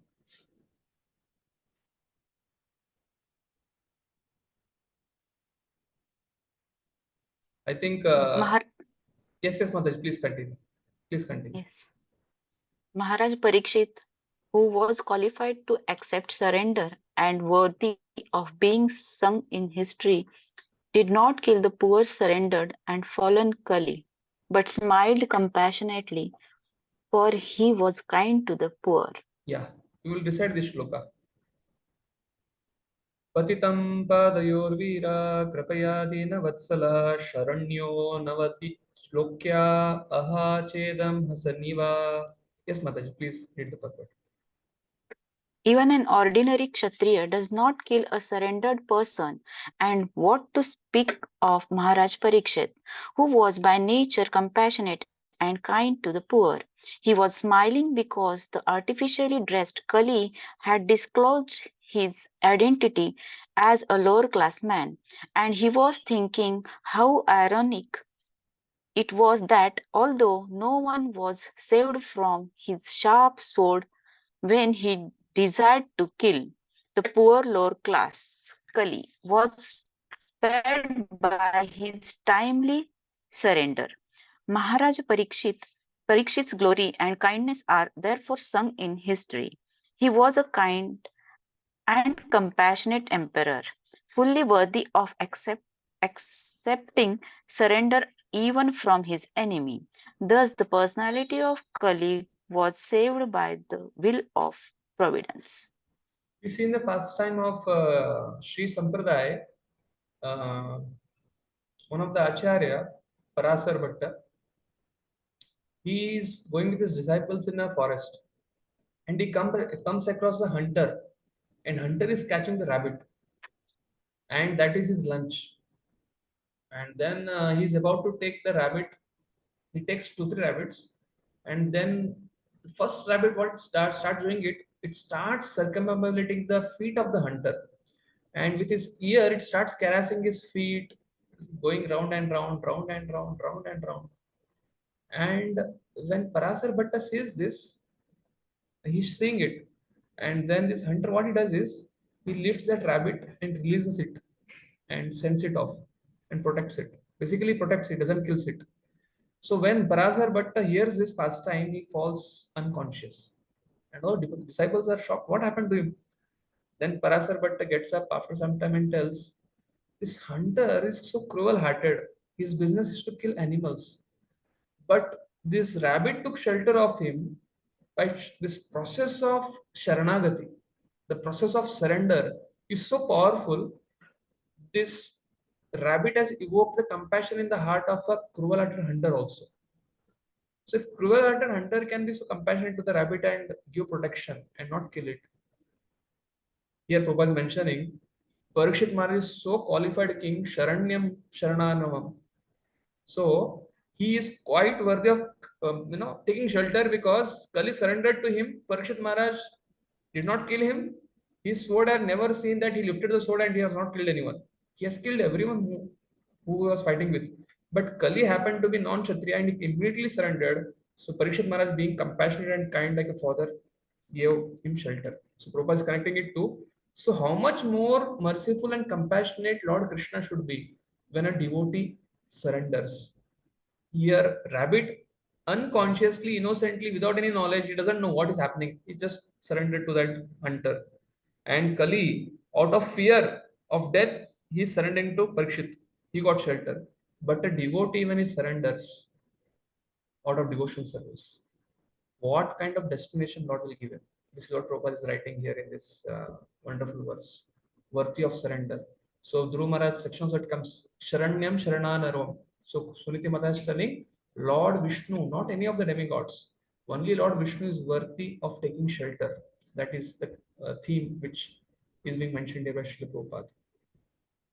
Yes, next devotee can read the translation.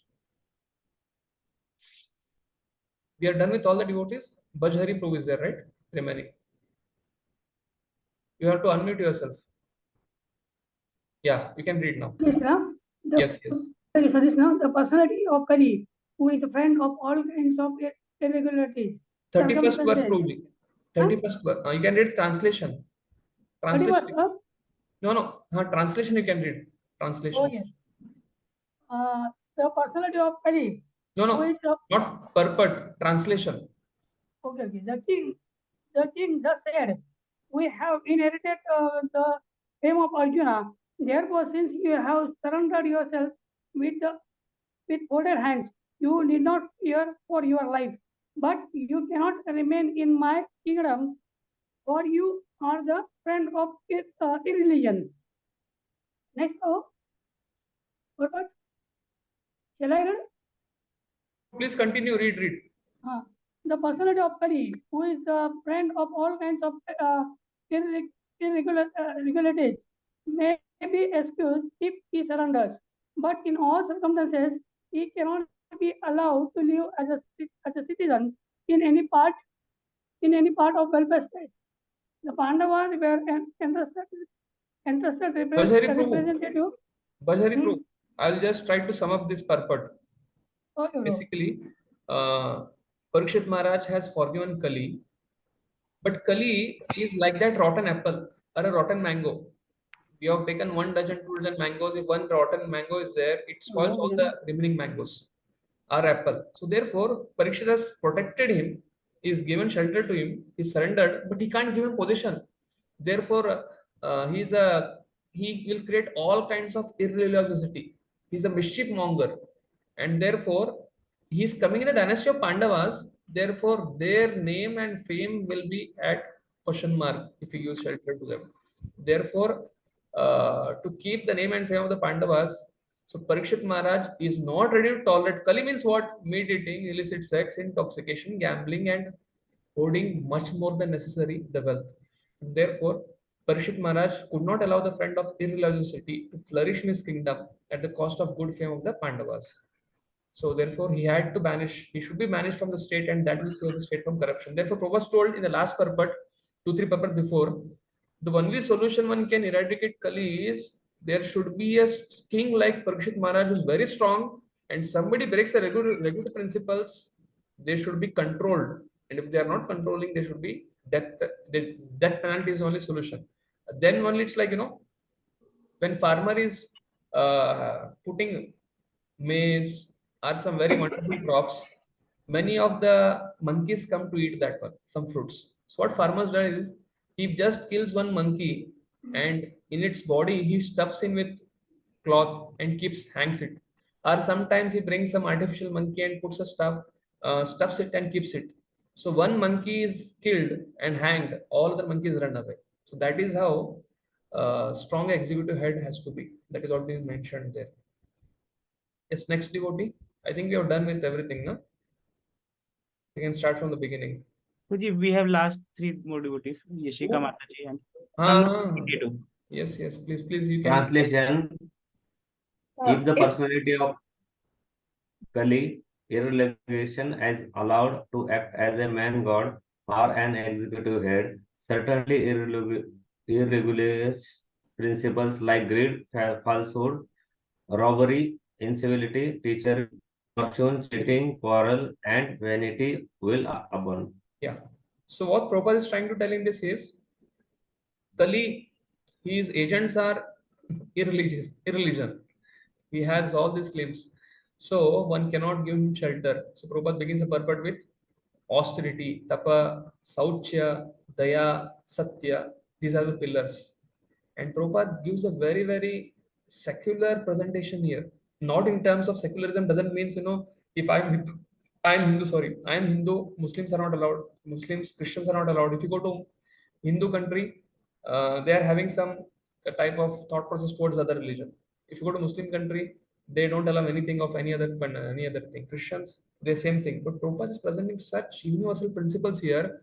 This tapa, sauchya, kripa, and satya. These are universal principles, irrespective that there is no need to turn from Hindu to Mohammedan or from Mohammedan to Christian or to some other faith. You just have to follow these principles. The religion is a detail. What you do, what you don't know. But the principle of all religion should be these 4 principles: austerity, cleanliness, mercy, truthfulness. And irrespective of which country you are, which country or you accept religion or not religion, at least one has to have these principles while governing the state. That is what Prabhupada is trying to tell here. Therefore, he concludes here, sticking to the dogmas and the formulas without attaining the real principles is not good. A secular state may be impartial to any particular type of faith. Basically, they are not partial to any of the majority minority. They can be impartial if they want to really run the state, but they should be concerned about these principles. They cannot be indifferent to the principles of Satya, Saucha, Daya, and Satya. But in the age of Kali, the executive heads will be indifferent to these 4 principles. What are the 4 principles? Austerity, cleanliness, mercy, and truthfulness. And therefore, under their patronage, opponents of the religious principles such as greed, falsehood, cheating, and filthery will naturally follow. And so there will be no meaning to the propaganda crying to stop corruption in the state. Just by doing corruption, you can't stop. You have to enforce these 4 pillars of dharma. Then only you can stop irreligion. You don't want to feed the hen and also somebody wants egg. How it is possible? A person cuts the hen's head and he just wants egg. It's not possible. Therefore, if you want a corruption free, people want Ram Rajya, but people don't want Ram. So people want dharma, but they don't follow the dharmic principles. That is the thought process of the present age of people. Yes, Mataji, you can read. Ashika Mataji. Therefore, O friend of irreligion, you do not deserve to remain in a place where experts perform sacrifices according to truth and religious principles for the satisfaction of the Supreme Personality of Godhead. Purport. Yajneshwara, or the Supreme Personality of Godhead, is the beneficiary of all kinds of sacrificial ceremonies. Such sacrificial ceremonies are prescribed differently in the scriptures for different ages. In the other words, sacrifice means to accept the supremacy of the Lord and thereby perform acts by which the Lord may be satisfied in all respects. The atheists do not believe in the existence of God, and they do not perform any sacrifice for the satisfaction of the Lord. Any place or country where the supremacy of the Lord is accepted and thus sacrifice is performed is called Brahmavarta. There are different countries in different parts of the world, and each and every country may have different types of sacrifice to please the Supreme Lord. but the central point in pleasing him is contained in the Bhagavatam, and it is the truthfulness. The basic principle of religion is truthfulness, and the ultimate goal of all religion is to satisfy the Lord. In this age of Kali, the greatest common formula of sacrifice is the Sankirtan Yajna. That is the opinion of the experts who know how to propagate the process of Yajna. Lord Chaitanya preached this method of Yajna, and it is understood from this verse that the sacrificial method of Sankirtan Yajna may be performed anywhere and everywhere in order to drive away the personality of Kali and save human society from falling prey to the influence of the age. Yeah. So this sloka told that irreligion cannot exist when there is sacrifice for the supreme satisfaction of supreme. So Prabhupada is telling that Sankirtan Yajna has to be done for drying away Kali. Yes. So next devotee can read. In all sacrificial ceremonies, although sometimes a demigod is worshipped, the Supreme Personality of Godhead is worshipped because he is the super soul of everyone and exists both inside and outside, like the air. Thus, it is he only who awards all welfare to the well-wishers. Purport. Even though it is sometimes seen that demigods like Indra and Chandra are worshipped and offered sacrificial award, the reward of all such sacrifices are awarded to the worshipper by the Supreme Lord. It is the Lord only who can offer all welfare to the worshipper. The demigods, although worship, cannot do anything without sanction of the Lord, because the Lord is the super soul of everyone, both moving and non-moving. In Bhagavad Gita 9.23, Yes, Lord, you can read this one. Translation. Those who are devotees of those who are devotees of other gods and who worship them with faith actually worship only me, O son of Kunti, but they do so in wrong way. The fact is that the Supreme Lord is one without second. There is no God other than the Lord himself. Thus, the Supreme Lord is eternal, transcendental to all material creation. But there are many who worship the demigods like the sun, the moon, and Indra, who are only material representatives of the Supreme Lord. The demigods are indirect qualitative representatives of the Supreme Lord. A learned scholar or devotee, however, knows who is who. Therefore, he directly worships the Supreme Lord and is not diverted by the material qualitative representations. Those who are not so learned worship such a qualitative material representation, but their worship is unceremonious because it is irregular. Yes, it is. Krishna says, avidhi purvakam. Sudayuvacha parikshitaivam adishtaha sakalir patu tam udyatashim ahedam dandapanim ivodyatam. Anand Mohan, I think. Shri Suta Goswami said, the personality of Kali, thus being ordered by Maharaj Parikshit, began to tremble in fear. Seeing the king before him like Yamaraj, ready to kill him, Kali spoke to the king as follows. Purport. The king was ready to kill the personality of Kali at once, as soon as he disobeyed his order. Otherwise, the king had no objection to allowing him to prolong his life. The personality of Kali also, after attempting to get rid of the punishment in various ways, decided that he must surrender unto him, and thus he began to tremble in fear of his life. The king or the executive head must be so strong as to stand before the personality of Kali like the personality of death, Yamaraj. The king's order must be obeyed, otherwise the culprit's life is at risk. That is the way to rule the personalities of Kali, who create disturbance in the normal life of the state citizens.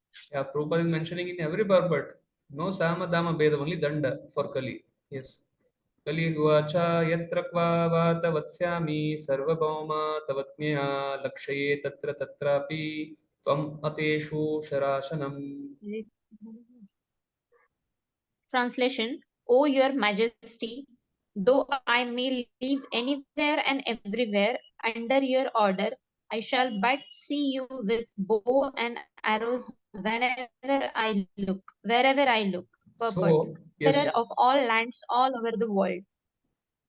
And thus, anywhere he might live, he would have to meet with the same mood of the king. The personality of Kali was meant for mischief and Maharaj Parikshit was meant for subduing all kinds of mischief mongers, especially the personality of Kali.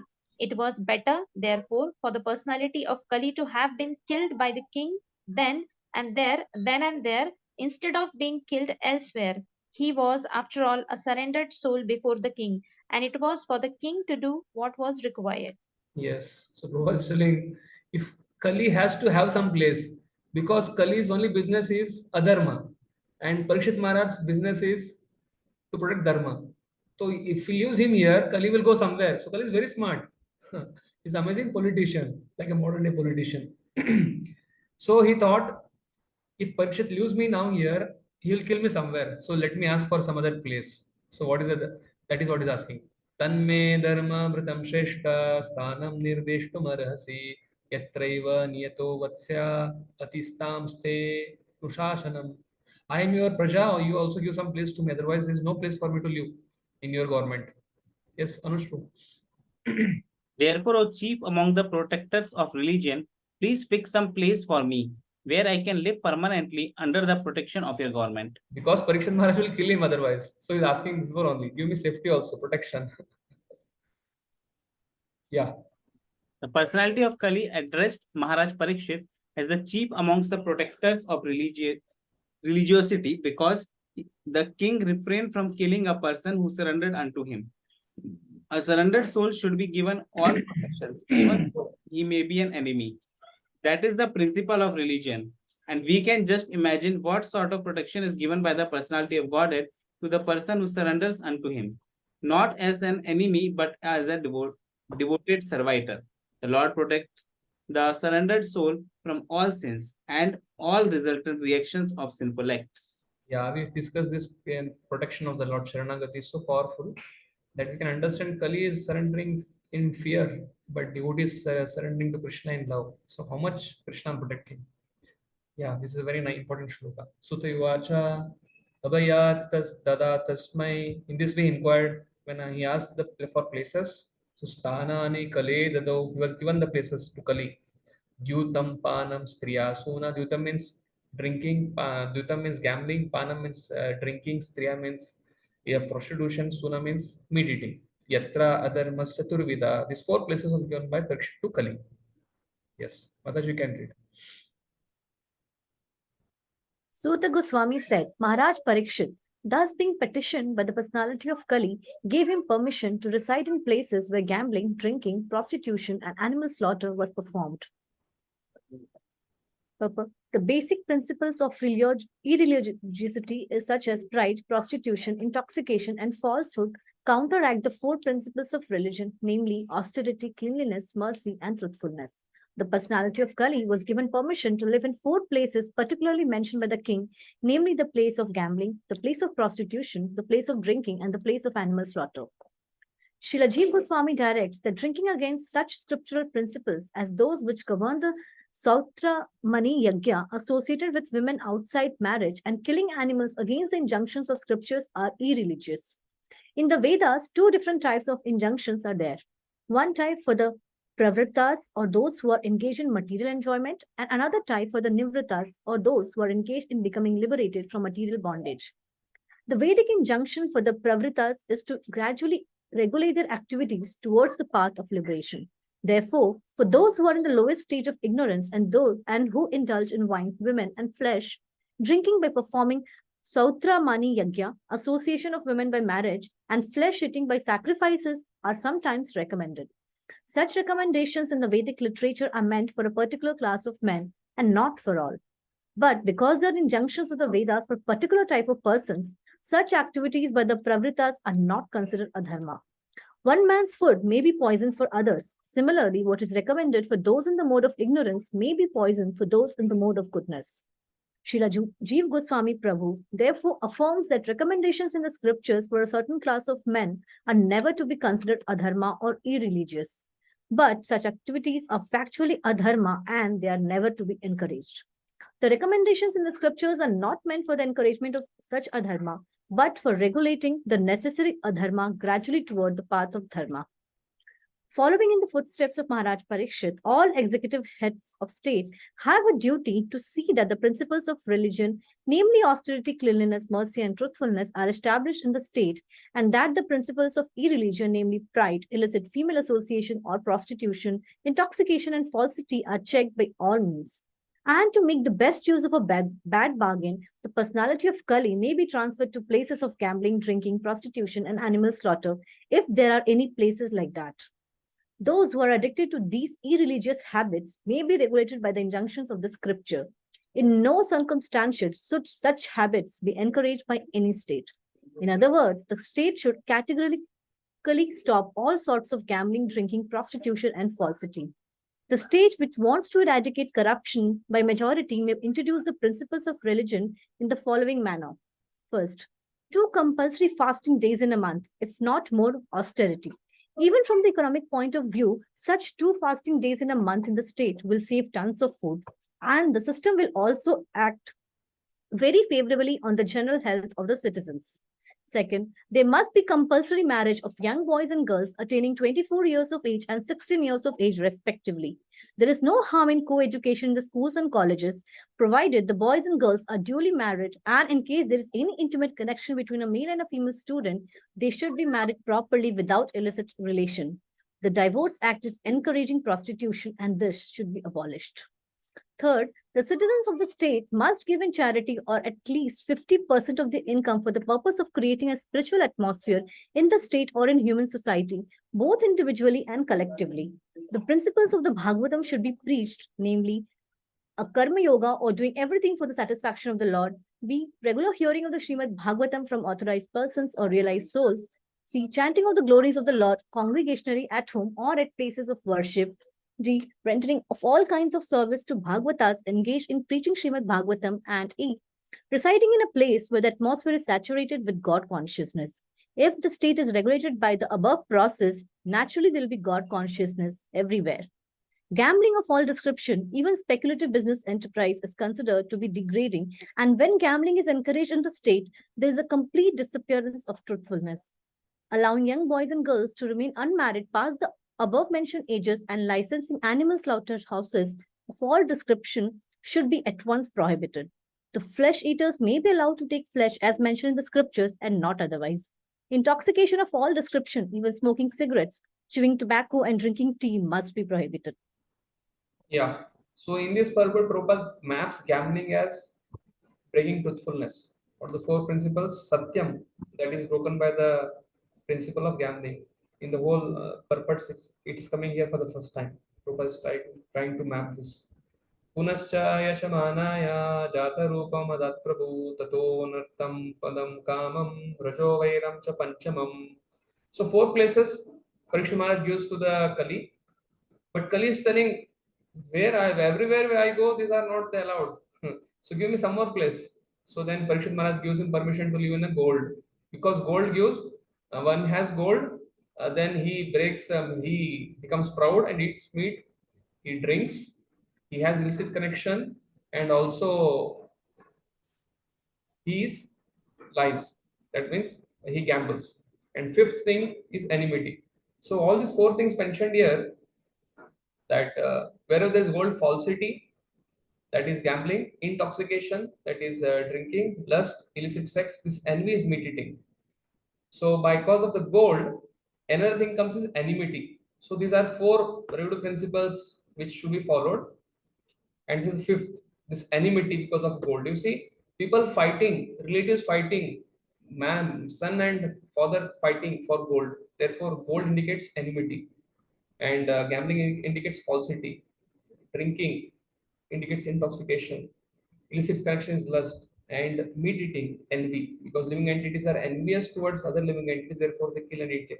Otherwise, they will not kill them for eating. Yes. Next devotee can read his translation. The personality of Kali asked for something more, and because of his begging, the king gave him permission to live where there is gold, because wherever there is gold, there is also falsity, intoxication, lust, envy, and enmity. Yes. Basically, gold indicates enmity. The 5th place. Yes, true. Although Maharaj Parikshit gave Kali permission to live in 4 places, it was very difficult for him to find the place, because during the region of Maharaj Parikshit, there were no such places. Therefore, Kali asked the king to give him something practical which could be utilized for his nefarious purposes. Maharaj Parikshit thus gave him permission to live in a place where there is gold, because wherever there is gold, there are all the above mentioned four things, and over and above them there is enmity also. So the personality of Kali became gold standardized. According to Srimad Bhagavatam, gold encourages falsity, intoxication, prostitution, envy,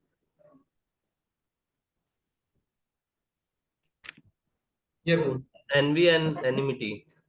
Even a gold standard exchange and currency is bad. Gold standard currency is based on falsehood, because the currency is not par with the reserve gold. The basic principle is falsity, because currency notes are issued in value beyond that of actual reserve gold. This artificial inflation of currency by the authorities encourages prostitution of the state economy.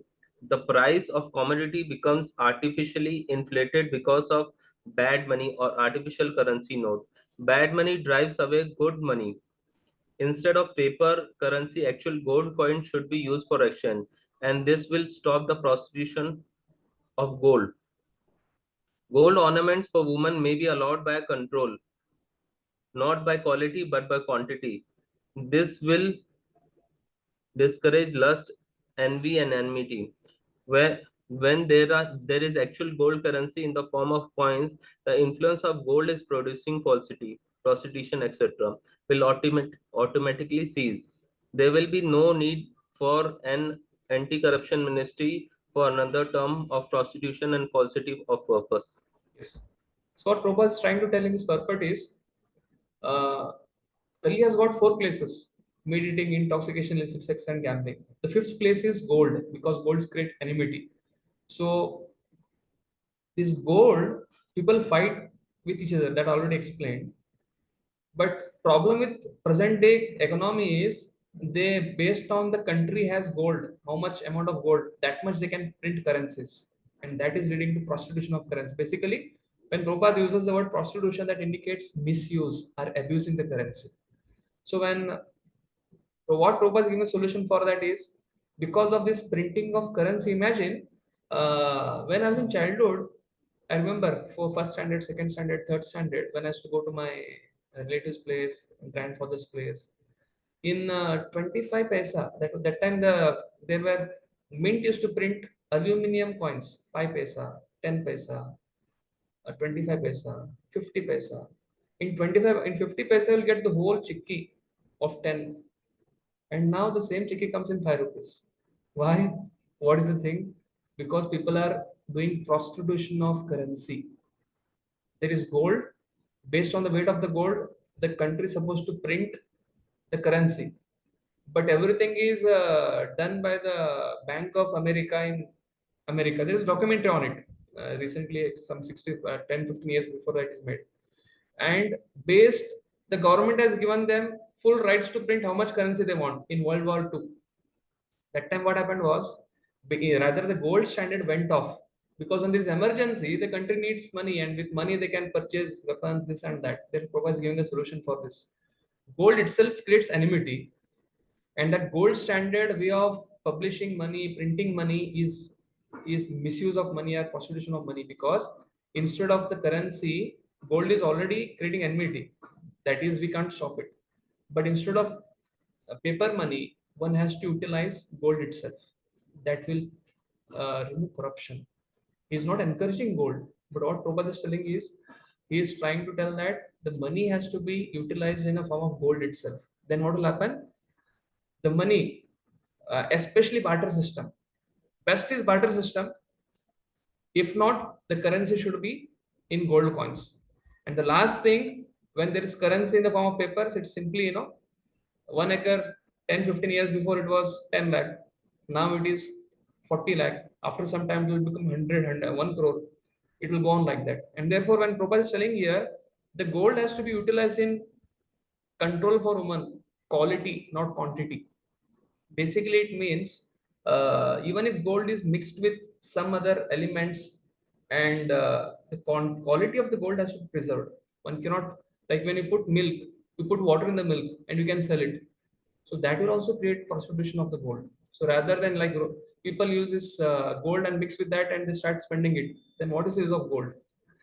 So that is what Prabhupada is trying to tell here, that it has to be used in quality, not quantity. Basically, gold creates enmity, but Prabhupada is telling the gold has to be, currency has to be gold centered, and that gold has to be utilized in Krishna's service. That will come in the next purport now. Yes, next devotee can read. We'll finish this section. Only 4 shlokas are there. Then we can start with 18th chapter. 5 minutes it will get done. Translation. Thus, the personality of Kali, by the directions of Maharaj Parikshit, the son of Uttara, was allowed to live in those 5 places. Purport. Thus, the age of Kali began with gold standardization, and therefore falsity, intoxication, animal slaughter, and prostitution are rampant all over the world. And the saner section is eager to drive out corruption. The counteracting process is suggested above, and everyone can take advantage of this suggestion. So suggestion is making gold as a currency rather than that. Atitainanina seveta bhugusho purusha pashit visheshato dharmashilo rajaloka patirguru. Very, very important shlokas. Very, very important shloka for this chapter. Yes. Translation. Therefore, whoever desires progressive well-being, especially kings, religionists, public leaders, brahmanas, and sannyasis, should never come in contact with the 4 above-mentioned irreligious principles. Purport. The brahmanas are the religious preceptors for all other castes, and sannyasis are the spiritual master for all other castes and orders of society. So also are the kings and the public leaders, who are responsible for the material welfare of all people. The progressive, irreligious, and those who are responsible human beings are those who do not want to spoil their valuable human life, should refrain from all the principles of irreligiosity, especially illicit connection with women. If a Brahmana is not truthful, all his claims as a Brahmana at once become null and void. If a sannyasi is illicitly connected with women, all his claims as a sannyasi at once become false. Similarly, if the king and the public leader are unnecessarily proud or habituated to drinking and smoking, certainly they become disqualified to discharge public welfare activities. Truthfulness is a basic principle for all religion. The 4 leaders of the human society, namely the sannyasis, the brahmanas, the king, and the public leader, must be tested crucially by their character and qualification before one can be accepted as a spiritual master or material master of the society. He must be tested by the above-mentioned criteria of character. Such public leaders may be less qualified in academic qualification, but it is necessarily primarily that they be free from the contamination of the 4 disqualification, namely gambling, drinking, prostitution, and animal slaughter. Yeah. So leadership does not, it doesn't consist of getting someone from IIM, somebody from that kind of caliber. If he doesn't follow, he's not having character. If we can get of that person of that caliber with character, that is good. So Prabhupada is telling, even if a person is illiterate but he has good character, he can become a wonderful leader. So therefore, these personalities, especially Brahmana, why he will speak lie? He will speak lie based on the whole study of this whole Bhagavatam, this chapter. A Brahmana, he will speak lie because of greed. This is a lesson from the whole chapter of this. Brahmana will speak lie for greed. Present in Kali Yuga, Brahmanas, they are actually given charity. But right now, there's no charity because of the greed. The Brahmana has to please his Yajaman. Therefore, of greed, he speaks lie. Now, sannyasi, why he will associate with a woman? Because of attachment, because of lust. He may, because of lack of training, he may do that, or because he had no other option. Third thing, a public leader, Prabhupada is mapping here. If you carefully see here in the purports, a public leader becomes proud. So what is pride? Pride means intoxication. Pride means he is habituated to drinking and smoking. Why is pride? Because he is having a lot of wealth And therefore, how to utilize that wealth? Let me drink, smoke, then he becomes what? He can't discharge public welfare activities. All the money goes in self-maintenance. The Prabhupada says what the leadership criteria should be based on character, not academic qualifications. If academic qualifications can come with character, that is well and good. Otherwise, the main criteria is character. Yes. Next devotee. Jagannath going to is there? If he's not there, Yeah, yeah, bro. yes, yes. Thereafter, the king re-established the lost legs of the personality of religion, the bull, and by encouraging activities, he sufficiently improved the condition of the earth. Yeah, this was I was telling about this in the previous purport that Parikshit Maharaj, it's a test for Parikshit Maharaj to glorify Parikshit Maharaj that this is Vaishnava's way of thinking. Prabhupada right there to glorify Parikshit Maharaj, how he is going to protect the cow and bull. Therefore, this has been orchestrated. So Parikshit Maharaj is going to restore the remaining 4 legs now, the 3 legs. Prabhupada writes in the purport. Yes, please read. Purport. By designating particular places for the personality of Kali, Maharaj Parikshit practically cheated Kali. In the presence of Kali, Dharma in the shape of bull and the earth in the shape of a cow, he could actually estimate the general condition of this kingdom, and therefore he at once took proper steps to re-establish the legs of the bull, namely austerity, cleanliness, and mercy. And for the general benefit of the people of the world, he saw that the gold stock might be employed for stabilization. Gold is certainly a generator of felicity, intoxication, prostitution, enmity, and violence. But under the guidance of a proper king or public leader or a brahmana or sannyasi, the same gold can be properly utilized to re-establish the lost legs of the bull, the personality of religion. Maharaj Parikshit, therefore, like his grandfather Arjuna, collected all illicit gold kept for the propensities of Kali and employed it in the Sankirtan Yajna. Where Arjuna As per collected the illicit gold? Somebody can tell? At the time of Yajna, they wanted to have. Which Yajna, Prabhuji? Rajasuya? Rajasuya No. Yajna. Yes, Rajasuya Yajna. So Arjuna went to the north, and there was one king who had accumulated he had given a lot of charity to the Brahmanas. And the Brahmanas, what will they will do with the gold? It is a cause of enmity. All the Brahmanas just left it there only. Yes. So basically, the conclusion of this is Prabhupada tells that all the gold which Kali was supposed to stay, Parikshit Maharaj utilized that gold in preaching Bhagavad Dharma or Sankirtan movement. And the Prabhupada is telling, spending 50% of the service, spending 50% for the service of the Lord or propagation of spiritual knowledge in the society by the way of Sankirtan Yajna is the maximum display of compassion. Basically, gold or the money which is hoarded for one's own dynasty, one's own family uselessly, Kali will stay there. But if it is utilized in this way, then Kali will not stay there. On the other hand, that is a maximum display of human mercy. Why? Because that money is utilized in preaching Bhagavad Dharma. And what is the reason? What is the conclusion? When there is sufficient austerity, cleanliness, and truthfulness, whole human society, Kali cannot infiltrate there. So by teaching this Bhagavad Dharma, Kali cannot enter. On one hand, this world becomes very peaceful, like Satyuga. And second thing, the devotees, the practitioners, they can go back home, back to God by that contribution of that donation. Yes, Prabhuji. Next devotee can read the next translation. The most fortunate emperor Maharaj Parikshit, who was entrusted with the kingdom of Hastinapur by Maharaj Yudhishthir when he desired to retire to the forest, is now ruling the world with great success due to his being glorified by the deeds of the kings of the Kuru dynasty. Yes. So basically, Parikshit Maharaj is ruling very, very powerfully. Yes. Next shloka.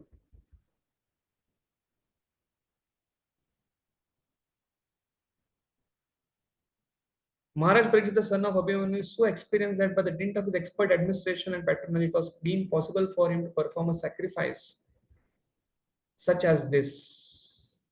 So Parikshit Maharaj performed a wonderful sacrifice. Then we end. Thus ends the Bhaktivedanta purport for the first canto, 17th chapter of Srimad Bhagavatam, entitled Punishment and Reward for Kali. So conclusion: Kali has 4 places: meat eating, intoxication, illicit sex, gambling. 5th place is gold, falsity. How to engage? How to control Kali? The administrative head should only way, not Sama, Dama, Veda, only Danda can control Kali. Second thing, the gold should be utilized. 50% of the contribution of the devotees, the leaders, should be utilized for spreading the Sankirtan movement. This is what Prabhupada is concluding in the whole this chapter very nicely. That when Prabhupada is indicating pride, especially indicates intoxication. Tapa is austerity that is hampered by false pride. That false pride is a what? Intoxication. Or in the verse, it is mentioning there 5 things are mentioned there. Gold does these things. In that shloka, Raja Lokapati is among leadership. The public leaders, when they get intoxicated by false pride, they lose the tapa, austerity. Because of that, Kali attacks them. Sauchya, cleanliness, the sannyasis, therefore they have to be very careful. And illicit sex for women, so that sannyasis have to be careful. Kripa, mercy, intoxication, general public, they have to be careful. And Satya, truthfulness, it is lying or gambling. Brahmana has to be very careful, he should not become greedy. So these are the 4 things: Tapa, Sauchya, Kripa, austerity, cleanliness, mercy, truthfulness, and intoxication, illicit sex, meat eating, gambling are the synonyms for it. And the personalities who have to be careful are the public leader, the sannyasi, the brahmana, and those who desire welfare. So this is the conclusion of our discussion. Hare Krishna. We have concluded the 18th chapter. We will have next test, Prabhu, on Saturday. You can try to have it on Saturday. 5-6 days time is, or you want to have it on Sunday only?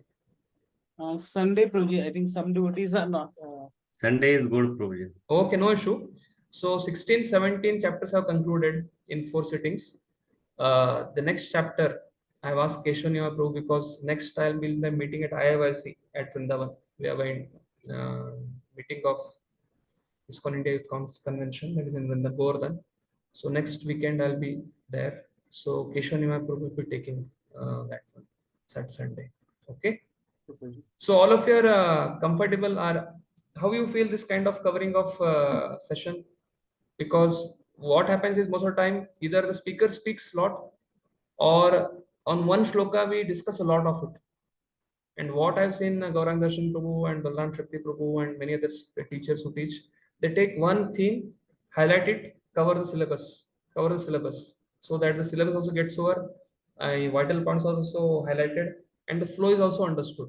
So I'm not speaking a lot on particular verse. Why? Because the connections, flows are there, then it can be read, because it's a Bhaktivedanta course. So we'll not be able to cover each and every shloka in it. But most important aspect where connections are there, flows are there, some vital points, like the today it was about how executive head should control Kali.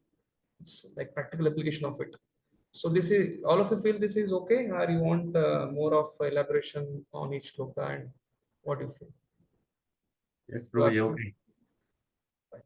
So next chapter, Keshwanyama will be taking on Sunday, and then you'll be Saturday, and Sunday will be having exam. Okay. Shloka test on I have a 16. question Yes, Mataji. regarding chapter. Yeah. Prabhuji, what is the significance of tapasya? Why is it tapasya necessary? Austerities. Tapo divyam putra kayana sattvam yasmat brahma saukyam te anantam. Rishabh is telling, if you want spiritual happiness, tapasya needed. Tapasya will help you to rise above dualities. Shita, Ushna, Man, Atman. Tapasya, that is the main. And when you rise above dualities, you can practice bhakti, chant focusedly, and in that way you can advance very swiftly. You can read Bhagavatam with concentration. The material ups and downs will not affect us because of dualities. That is the thing of tapasya. In success, we don't become like a jumping monkey. In failures, we don't become like an ostrich. So that is the result of tapasya. Steadiness in Krishna consciousness. Okay. Hare Krishna. Thank you for extending. We started at 2:40. We are ending at 4:47. This chapter is, we can प्रभु जी आप कुछ shloka test के बारे में बोलिए. Yeah, we are officially ending here. Devotees can leave. I'll just answer the query of Mataji and then I'll also close down. Yes, Hare Mataji. Krishna, Prabhuji, thank you. Hare Krishna. Thank you, Prabhuji. Hare Krishna. Yes, Mataji. Shloka test. What you want to know about Shloka test? प्रभु जी आप कुछ बता रहे थे मतलब shloka test के बारे में. Shloka test के बारे में 16 अक्टूबर को रहेगा श्लोका टेस्ट, मंडे से लेकर Friday. The slot of 20 minutes each, 10 shlokas. And in shloka test, most important, the recitation, the pronunciation, and recordings. Recordings. I'll try to arrange from BBR. I'll try to send it to Anushri. He's doing a follow up, but I'll try to take out time and try to send it. Hare Krishna. Thank you, Prabhuji. Thank you. Srila Prabhupada ki jai. Thank you so much, Prabhuji. Dandavat pranam. Thank you, Prabhuji. Dandavat Thank pranam. you, Prabhuji. Thanks a lot.